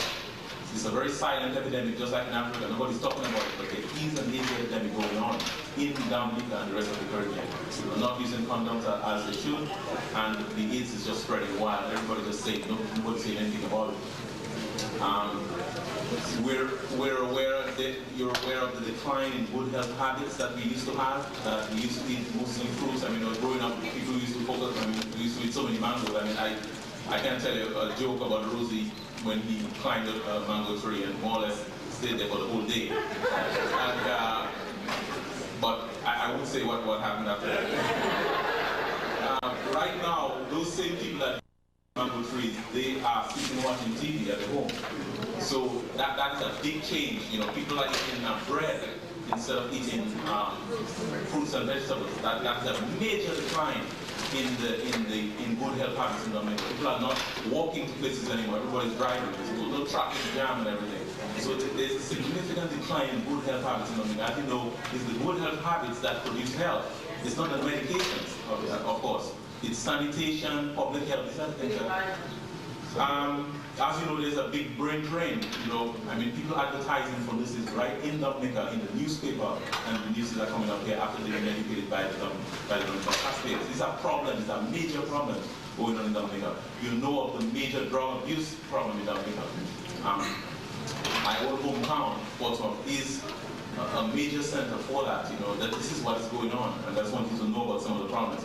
I also want you to know, though, about some of the good things that has happened. There is a worldly touted primary healthcare system in Dominica. Everybody knows about it. United Nations, every other word they say is talking about that system in Dominica, where no one is more than half an hour away from medical care. That's a good thing. We've had major technological advances. I mean, you could get a sonogram, a pelvic sonogram right in the office, the doctor's office in Dominica. Ross University, one of the largest universities in the world, is based in Dominica. That's a major benefit that has happened. We probably don't utilize the Ross University as much as we should, but that's a major plus. Dominica has a cadre of very dedicated medical professionals. These are people that have been working for 3, 4, 5, 6, 7 years, 10 years, 20 years without backup. You know, on call every night, every other night, and you don't find that kind of thing in anywhere else. We have a lot more Dominican doctors now, and a lot more in the pipeline. So these are some of the good things that are going on. Now, let me ask you, what can we do? Again, that's the theme of this conference. What can we do to impact on Dominica's development as far as health is concerned? One of the things I would like us to focus on as we looking at this area is developing a system where we can have ongoing dialogue with Dominican professionals here and Dominican professionals in Dominica.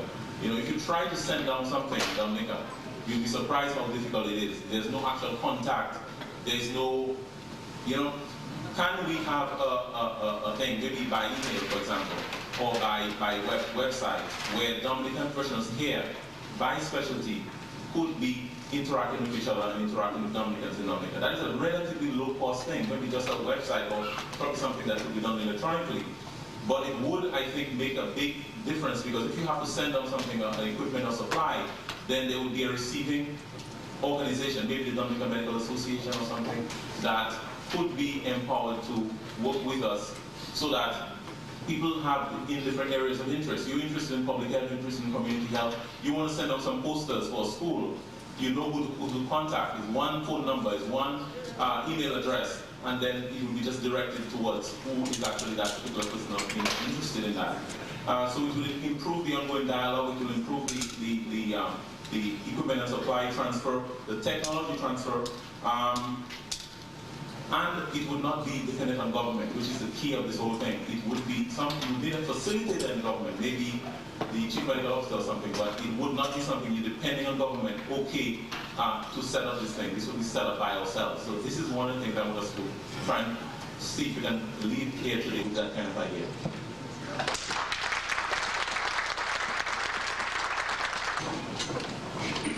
I mentioned earlier on the Dominica Academy of Arts and Sciences, and I know that there was an appeal that the Dominica Academy of Arts and Sciences have the possibility of input into the National Integrated Development Plan. I would like to encourage those persons who perhaps have not registered with the class to attempt to do so, because it would then widen the base of the talent that would be available for input into the Integrated Development Plan that Atimate and his team are preparing as we speak.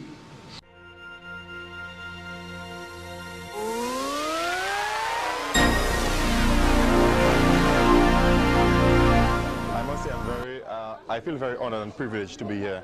Really, it is testimony, and it's almost the culmination of what I always believed in. That is, I believe in Dominican, I believe in the capacity, and that Dominicans have our major natural resource really is that of our human resource. And today we see a tremendous large number of Dominicans qualified in many areas here. And it's really, really good listening to the ideas and seeing people coming together to work for the country, to bring forward ideas for the development and advancement of our people, of our country, for our island. And it's very organized. The resource, the talent that we have here is tremendous. The power that we brought together under this roof is absolutely incredible. And really, the day holds the day really holds stands up with tremendous potential for Dominica and Dominica's advancement and development. Today we see Dominicans coming together in the spirit of putting Dominica first, in the spirit of doing and working for country, of pulling all resources to ensure that we can do and we can move Dominica to the place where we would really like it to be. So I must say I'm very impressed, I have been very satisfied, I feel grateful, I feel honored, and on behalf of the government, we want to really say thank you to the organizers, and we want to continue to ensure that today is the beginning. Today we have put together the cornerstone for the development and advancement of our country. It's a cornerstone that we have been looking for many times, for a very, very long while. We were always aware of it. Today we see the talent and we see Dominicans united in spirit, united in vision, united in goal for the advancement and development of our country. One of the most beautiful countries there can be in the world. And we feel very, very grateful for that. I want to look at building onwards from here for the advancement and development of our beautiful country.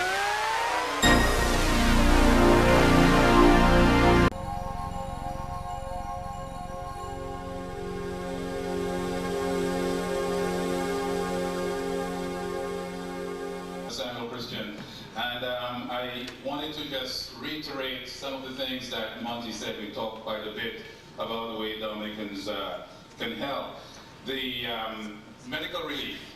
Traditionally, the input of Dominicans has been, there's a big hurricane, let's do something. And then wait until the next big hurricane to really do something. There are different Dominican organizations in different parts of the world, in England, in the Virgin Islands and elsewhere, Canada, who have come together at different times to do things. But as Monty said, we want to be able to integrate it to the specific needs that are on Dominica. Okay, briefly again, I just want to further elaborate on what he said. The World Health Organization ranked Dominica 37th in the world of nations as far as the health parameters in which they measure the health of different countries. The United States ranked number 35. So my goal as one of the Dominicans on the health professionals on the health panel is to see in 3 years, by doing certain targeted things, to outstrip the United States. Now, the reason about this, the United States, as we know, we're here, and we enjoy the tremendous amenities, the CAT scans and MRIs and all the fantastic things. But unfortunately, the average for the United States is brought down in Appalachia, in the inner cities, and so forth. So taking care of its poor and its underclass. And Dominica is recognized across the world. It's the leading nation in the Caribbean as far as the Pan American Health Organization has said, with its first-rate delivery system. The infrastructure, I was speaking and I was hoping to get Dr. Benjamin Griffin, the psychiatrist, on the telephone and put him on the cell phone right here. I thought it would have a great impact, but I couldn't reach him. But basically, while the rest of the infrastructure is good, the acute psychiatric unit is in a desperate state of disrepair. As you know, it was housed at St. Luke's Hospital, Stock Farm at the prison. And it was destroyed by Hurricane David. 20 years ago, it's at Princess Mary Hospital and still has not been improved. Still has that prisoner to inmate relationship as opposed to caregivers. Very little training among our nurses and professionals over there. The roof is leaking, there are no restraining rooms, lots of different things that he articulated as being problems. And for those of you in the health field who are interested, I have copies of the facts that he sent to me. We're looking forward to build an even healthier land. Again, we talked about the health supplies. We want to be able to target it to specific needs, to facilitate the shipment, as Monty just mentioned, and let each health professional be an ambassador. You know, I was brought over to the United States to study in Georgia by missionaries of the Southern Baptist Convention. And when we think of investors, we think of people, big bucks, we think of international organizations. They are people, they are high schools, there are nurses organizations, firemen organizations, police organizations who are looking for places to have conventions. Every single one of us can say, hey, why don't you come to Dominica? That's a good place to have a convention. And that's a form of tourism, not for the typical gambling jet set person that might go to Bahamas or Aruba or Barbados, but we want to attract people who can come, a high school band, come out there for your senior tour. We can do that. Every single one of us, we can arrange to do that. He was telling me a year ago, the one anesthesiologist who had been working, as Monty said, day in, day out, he was sick and he had to go out of state for medical treatment. And all of a sudden, the government was desperate to find someone to provide anesthesia. Okay, so we were calling all over the place, and finally, we're able to locate somebody. We want there to be a clearinghouse for the resources and the assets that are available. So I'd like to talk more about this as we go along, but in the interest of time, we're going to move along, and we'll talk more about it in the breakout sessions. Thank you.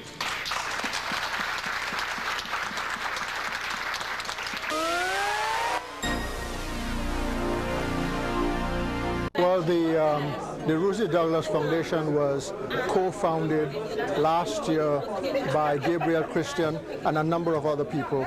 The idea was to be able to memorialize the activity of the ex-Prime Minister of Dominica, and to give an opportunity to other Dominicans to participate in this kind of activity. The main objectives, of course, are to identify projects that are going to be beneficial to Dominica, both in the economic and in the social development area. And so this symposium was planned maybe 6 months ago, and as you can see, we've had a certain level of success here today. A lot of ground to be covered, but I think we have already identified a number of projects that will be beneficial, already in the pipeline, and we're going to move forward on those.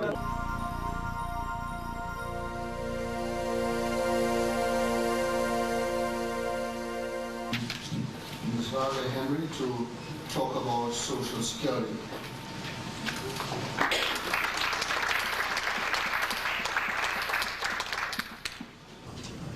Okay, good day, thank you very much.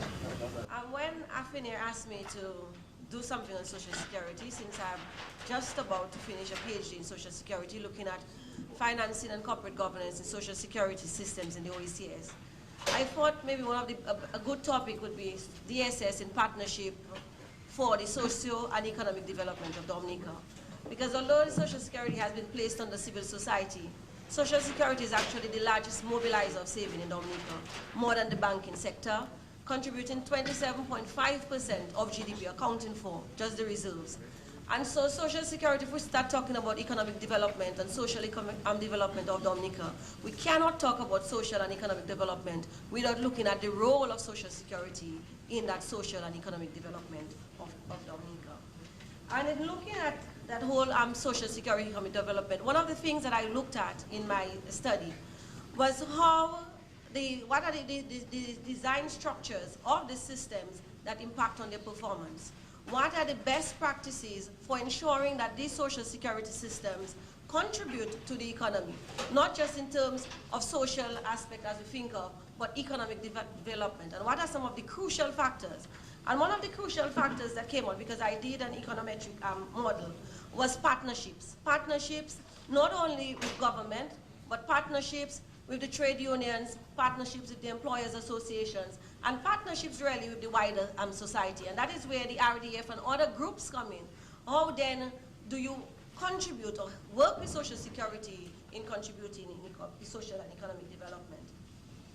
And some of the things that some of the challenges that the Social Security, because in my study also I interviewed almost 200 persons throughout the OECS over a 5-month period in 2001 and over 2 months in 1999. And one of some of the factors that the Social Security of Dominica identified as challenges for themselves for currently and for the next 5 years are compliance. One of the things that we have is low compliance, especially with the self-employed sector. One of the self-employed was made mandatory, and I think that was really one of the shortcomings of Social Security, not just in Dominica, but also in the OECS. Because we know that we have a large informal sector, and so if we're looking about Social Security, which is supposed to provide for persons, not only while we are working, but more so when we are no longer able to work and contribute actively in the productive sector. To leave out the informal sector, I think was a grave shortcoming. And the whole thing about partnerships, and DSS has really not been very good at maintaining partnerships or even actively building partnerships. And I think it also stems back to the origin of the DSS. When you look at the Act of Incorporation of DSS in 1975, you will note, and it is the only one in the OECS and I think the Caribbean, where the Act makes no provision for tripartite representation on the board. What it says is that the minister can select 5 to 9 persons at his discretion, persons in business, industrial relations, and that can be so big. But it is the only act that really doesn't make any provision, specifically state that. And I think, the shortcomings not just with the government of the day of 1975 when it was incorporated, but we as a people failed, because I went through the Hansards, I went through the old library looking through the newspaper, and there was really no concern expressed, not by the opposition, not by the trade unions, not by the employers association, about our involvement in that. And so we had to blame. And so I really like this whole thing. It's not just talking. It's what are the action we can put in place to ensure that we sustain. We ensure that we build our country. And as I said, the success of today will not really be today. The success of today is going to be the implementation of what we have said here today. That is how we will judge the success, not just on how many of us turned up, and it was a wonderful thing, but what is the outcome. And I know my time is brief, and so I just want to run through some of the partnership areas that I have identified. And one of the areas, I think, is DSS has to build, they have really good relationships in the international sector, the ISA and the ILO, and also in the regional sector with ECCB. But there needs to be greater networking among these social securities in the OECS, because some of the challenges are the same, and so on. Give me one more minute. The second one is also in the trade unions and employers association. We must bring them on board. If compliance is a problem, we use the trade unions to include that as one of their bargaining agreement, part of their bargaining agreement for compliance. The Employers Associations to also ensure that they put pressure to bear on their members, and also into various other areas. The financial sector, the banks, and so on, and the Social Security has played a big part in economic development by providing loans for all sorts of things. I have one little problem with that. Too often the loans have been below market rate, and we cannot really sustain an organization if we continue to lend money below market rate. The NGOs, because they also have the specific needs and special groups that they serve, and DSS to do that. RDF, because of the various skills that you have, and DSS, and we'll be looking for various skills, and again, that opportunity. Insurance companies, because retirement pension plan is important, and we really have to ensure that we have a complement to Social Security and make it affordable for persons. And my last one, and I really end, and that one is really important, is government. The partnership with government has to be changed. That relationship right now is too lopsided in favor of government. And consequently, DSS has to renegotiate that relationship to make it a more equal partnership. Government needs to pay up. Government owes too much money and goes back for years. That has to be paid, because if that doesn't come in, then it eventually.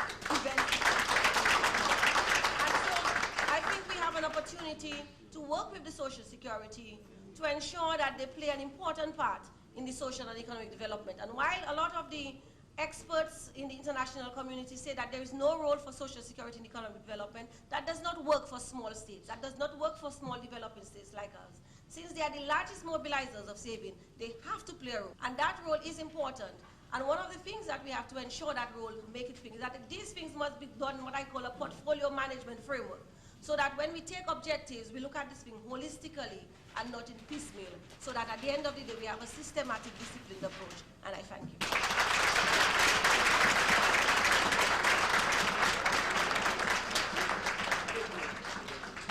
Well, I think we ought to congratulate Ms. Henry for a spirited presentation.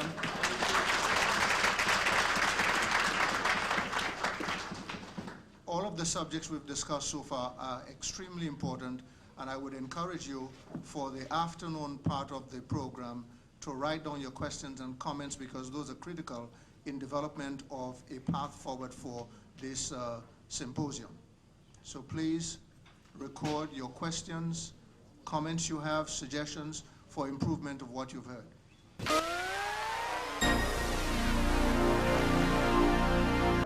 When I was approached in summer of this year, I found that it was a very worthy cause, and I also challenged myself that if not us, then whom? And I pointed at myself and said, if not I, then whom? I realized that Dominica belongs to all of us, and this is just the mantle that we have to take up. I have secretarial skills, administrative skills, and I know carrying on with an organization like this in cyberspace was going to require tremendous pulling together and synergistic efforts. So I decided that this is where I could contribute. I'm not an artist, I'm not a doctor, but I have executive secretarial skills, and I'm very happy and proud to be able to do that to help my country.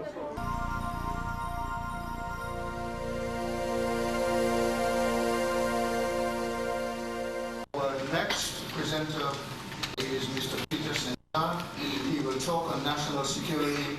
He will also cover, to some extent, the presentation that should have been made by Mr. Raven Blackmore, who is not here. So he'll be making essentially two presentations, but he has to keep within the time limit.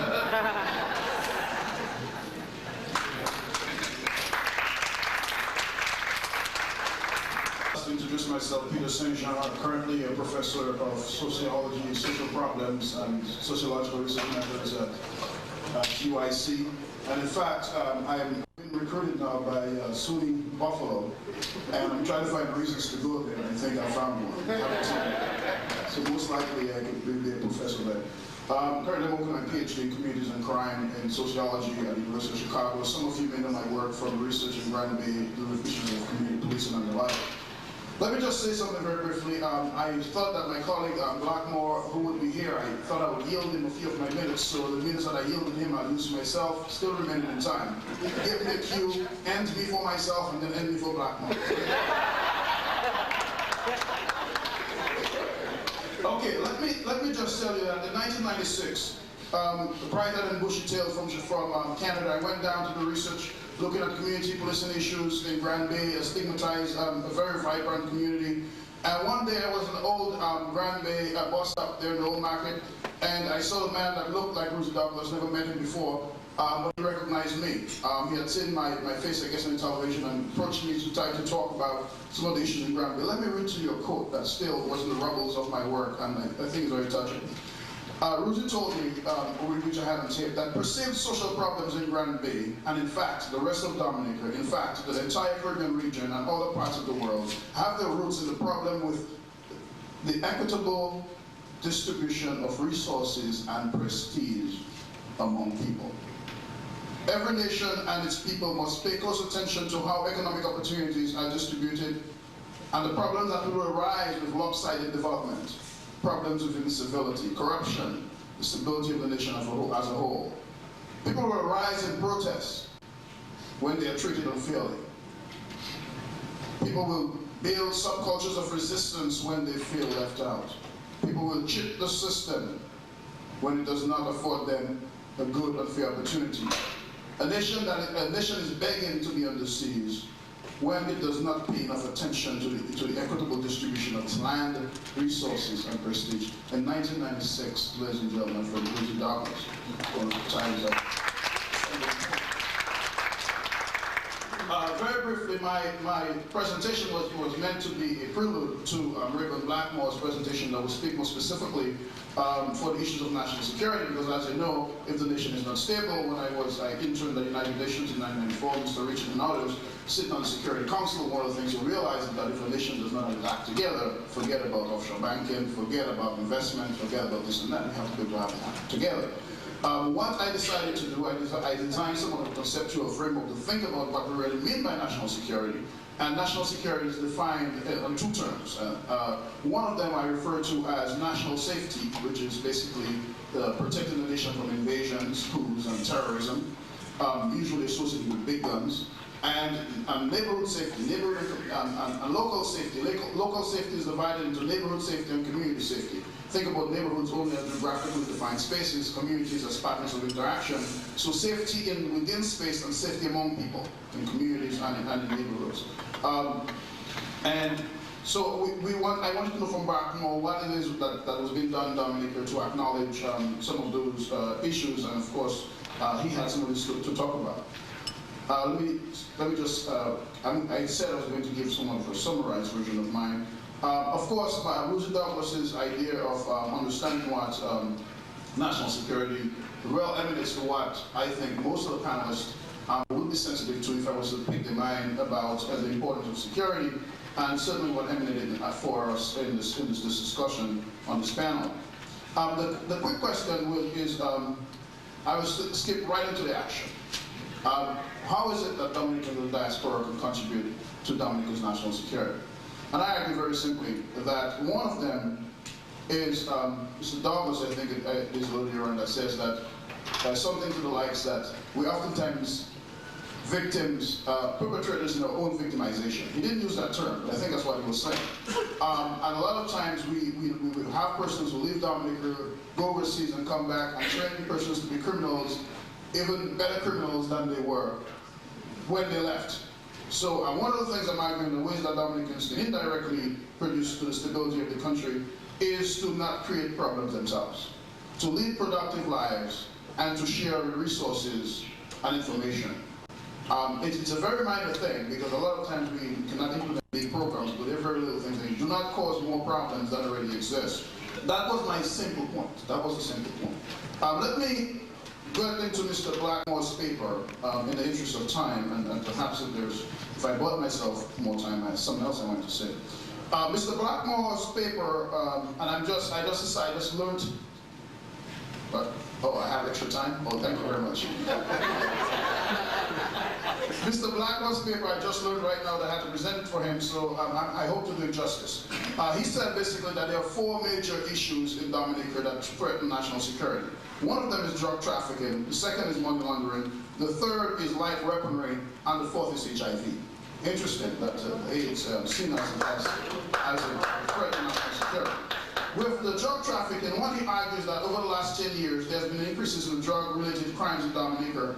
The drug economy is somewhat associated with many kinds of forms of deviant and criminal behavior, which of course you can think about. Dominica being ideally located to transport drugs from South America, from the suppliers to the consumers in North America, from North and South America. And the drug trades are ultimately a visible form, alternative to other invisible forms of legitimate economic activities. And the drug trade right now is like perhaps the best paying informal economy now in Dominica. And he argues that the drug trade puts a threat to the very democracy of the country, instability when persons are trying to deal with legitimate means. Now, Mr. Blackmore was here. I'm sure he could tell you how he could get to deal with the drug dealers, but that's not my paper, so don't ask me questions about that. The second thing he spoke about was money laundering. He said, well, it is great that in the advance of dealing with with the advance of dealing with the banana industry and so on and so forth, that we find alternate means that the offshore banking is great, but money laundering creates some problems that we need to think hard about.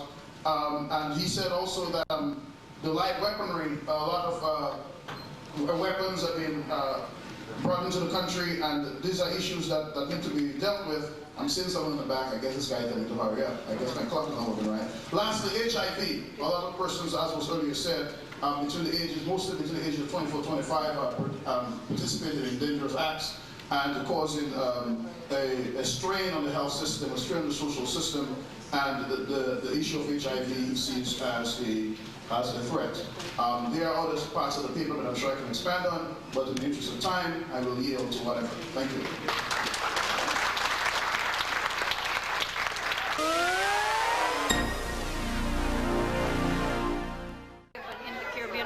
Community of which I'm not a part. I feel completely vested in the Caribbean as a Caribbean American. The Prime Minister in whose memory this celebration is taking place, Rosie is somebody whom I knew, whose energy and whose vitality and whose vision I shared as a Caribbean American, but as an elected official, certainly we were cut from the same kind of cloth, and so it's important that I come to identify with the growth and the development of the Caribbean, because it is in my term that none of us are getting anywhere until we're all going in the same direction. We cannot marginalize any nation of the Caribbean, whether they're wealthy, whether they're poor, whether they have 2,000 residents or they have 2.5 million, as in the case of Jamaica, because it is our human resource and our vision that is going to bring us to the place where we need to be as people with common history, common geography, and a common destiny.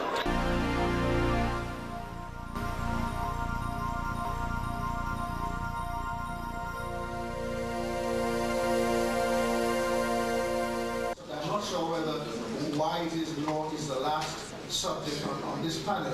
Perhaps there's some particular significance to that, but we will see.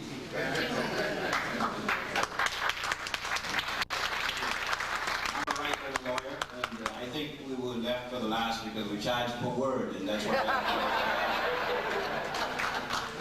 let me use half a second to thank the RDF for inviting me here today. Law in Dominica, or the criminal justice system in Dominica, has 3 fundamental weaknesses in the way in which it is enforced. One, it is limited in access. There is no comprehensive system of legal aid in Dominica. In fact, I was speaking to one of the most prominent counsel in Dominica today, Alex Lawrence, and he was indicating to me that if you were poor, if you're indigent and your child is murdered, you will perhaps get state assistance to do your trial. But God forbid that you are convicted, otherwise you might as well make a peace with God, because the government will not fund that appeal. So that is the first fundamental deficiency. The second fundamental deficiency is that it lacks what is called a system of restorative justice. There is a move current in Western communities. Instead of focusing on trivializing every offense, such as assault, such as mischief, property offensive, you introduce a system of diversion. You introduce a system called alternative measures. As far as I know, unless you know the right people within the criminal justice system in Dominica, if you're charged with these offenses and you may be young and this may be your first offense, and perhaps you have a wonderful future before you, there is no system in place. You may be lucky to get the benefit of the legal system, but there's no system in place to give you that benefit. The third fundamental problem is that it is inequitably enforced. How many of you have traveled to Dominica, and there you see the poor little corporal on the street corner arresting the village Joe public for being drunk and disorderly in the street, while a few yards away, behind jalousies, behind manicured doors, a drunken, privileged man is beating his wife and not being charged.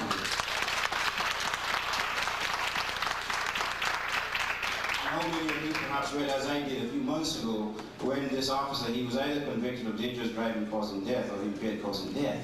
He received the grandly penalty of a $2,000 fine, when in the next page you see some Joe Pound being found guilty of assault bodily harm, and he gets 3 months in jail. It is inequitably enforced. And the difficulties with these are historical. We could spend the whole day talking about why this is so. Suffice it that historically, Dominicans have viewed the justice system as perhaps the last bastion where the poor and downtrodden have been confined. Those of you who have been involved or were involved in the struggles of the 70s recall the pretty Lassen, for example, in which I believe, talking about Granby, Chubby, I believe his sentence was reduced to 18 months in jail. And what was his grand offense? He stole a coconut from Mr. Nasser's estate. But that is the system of justice as we know it. How do we change it? Justice or the enforcement of law cannot change attitudes. You have to change the attitudes and then you change the law. So that if, for example, you place no interest or no type of significance on a legal aid program, then obviously you will have a significant number of young people being carded or discarded in the criminal justice system. So you have to have a sense of value. You have to have a sense that each individual is perhaps worthy of being treated fairly. Each individual is worthy of making a contribution, and each individual, if given a chance, can become a productive member of a society. Because after all, that is what a civil society is all about. And lastly, it's 2 minutes and 58 seconds. Lastly, the value, the key critical value of your citizen, of your country, the premium you place on citizenship, i.e. the manifestation of that citizenship is your passport. But when you trivialize it to the extent where it is being sold to immigrants who spend 2 days in Dominica and travel to Canada and pose as tourists going to the US, where you trivialize the main emblem of your citizenship to such an extent, then what is the efficacy of a civil or criminal or legal justice system where you do not even value what makes you Dominican?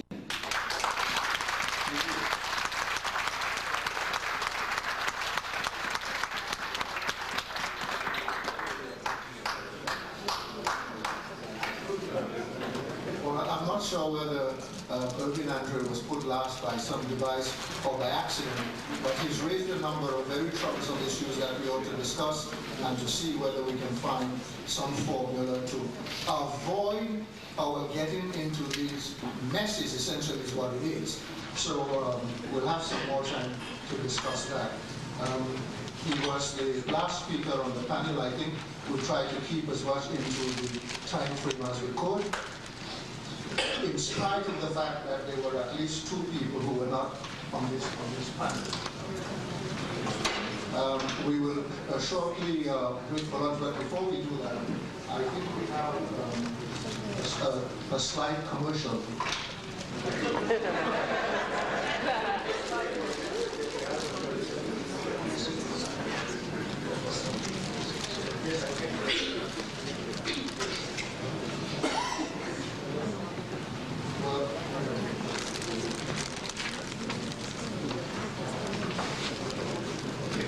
Well, we'll call on Mrs. Kerrick now to come and give us a summary and perhaps some indication of the perspective of his government on some of the discussions that have taken place so far.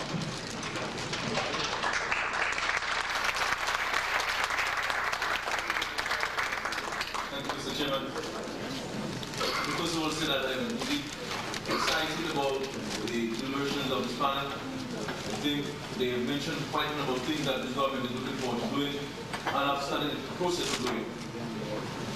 All who spoke this morning hinged on education. And I must tell you, my dear friends, I think that education in Dominica, to a great extent, has failed us and has failed our country. Because our education system was getting too much at preparing our students for exams rather than dealing with the realities of life and our economy.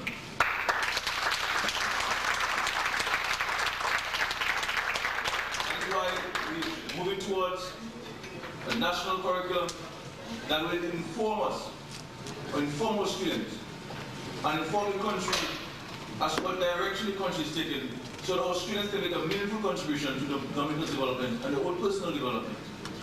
So we move towards the national curriculum. But also we have to go back to the old ethics in our education system. Like I mentioned, education is a conduit for transmitting a country's or nation's ideals, culture, and beliefs. And we have to go back to the primary school, because most of our students don't understand that they too have a contribution to make development. And we in civil society call government for all sorts of things.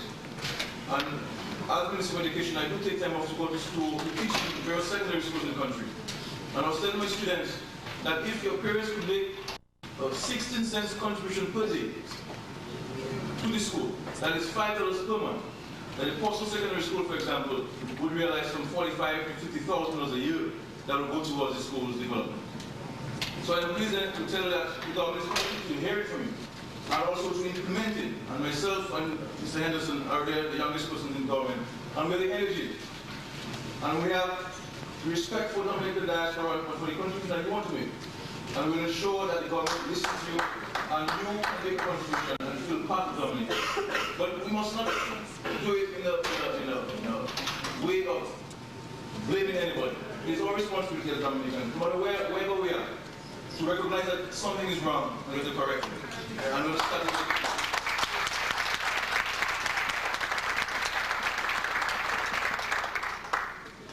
and the over-reliance and dependence of government, that's where our education system must come to tell our students and tell the nation that, look, it is not Pierre Charles or Roosevelt Scared of Vince Henderson, it is us. We all part of the government. Because at the end of the day, you, the taxpayers, have to make a contribution to development Dominica. That is why myself and Young Henderson, in January of next year, will be telling the Prime Minister and telling the Minister of Finance and telling the Treasury that we will forego our salaries for the month of January. And we're hoping that others can follow. Because government is paying some $90 million every month for education, for salaries and so on. And my question is, where is the output from the public servants? $9 million to what? And everybody rests the blame on the Prime Minister and the Minister of Government. But it's not us, it's all of us, and we have to make a contribution. And we're calling on the civil servants and civil society to make a contribution. I just put a committee together to put a national sports policy together. And I came to my office on Monday, and there's a bill of some $45,000 that the committee is asking the Ministry of Sports to pay them, to put a policy together. So nothing is free. And everybody, any committee put together as government, you have to find the money somewhere to pay them. And that's unfortunate. But may God bless you, may God bless Dominica. Thank you very much.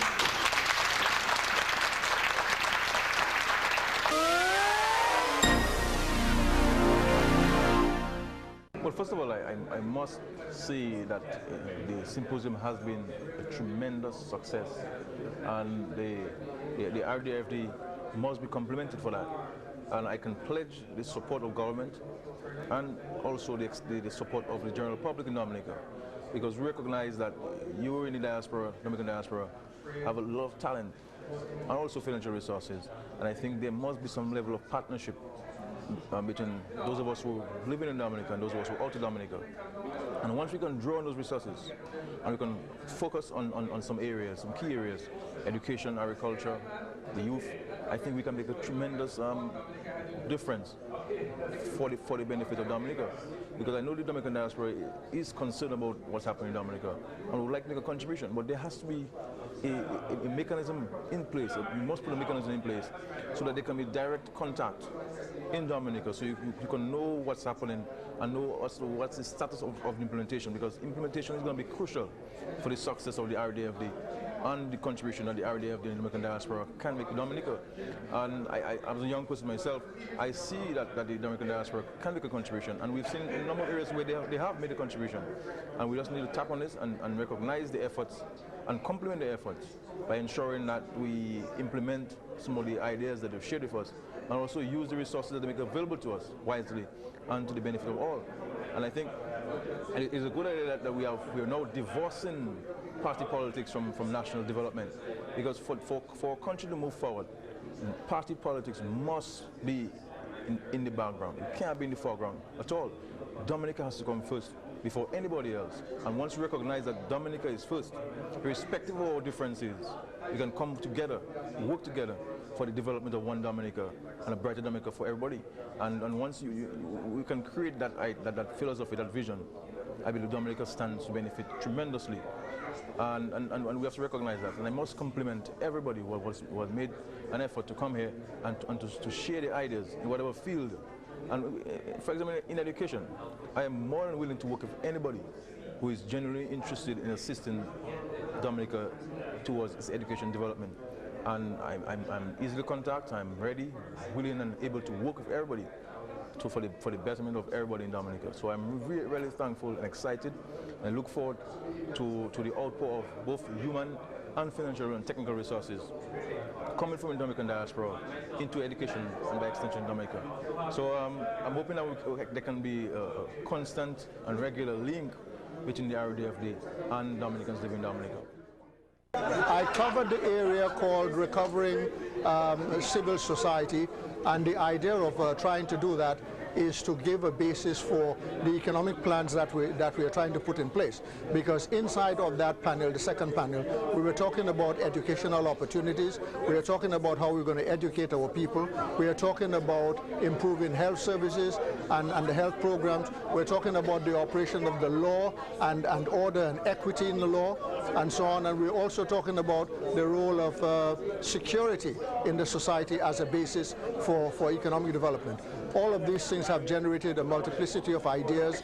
Those ideas are many of them captured in a commemorative magazine which we have already published, and we expect that with that foundation and with that basis, we will be able to move those economic plans and social plans that we have discussed during the symposium. Thank you.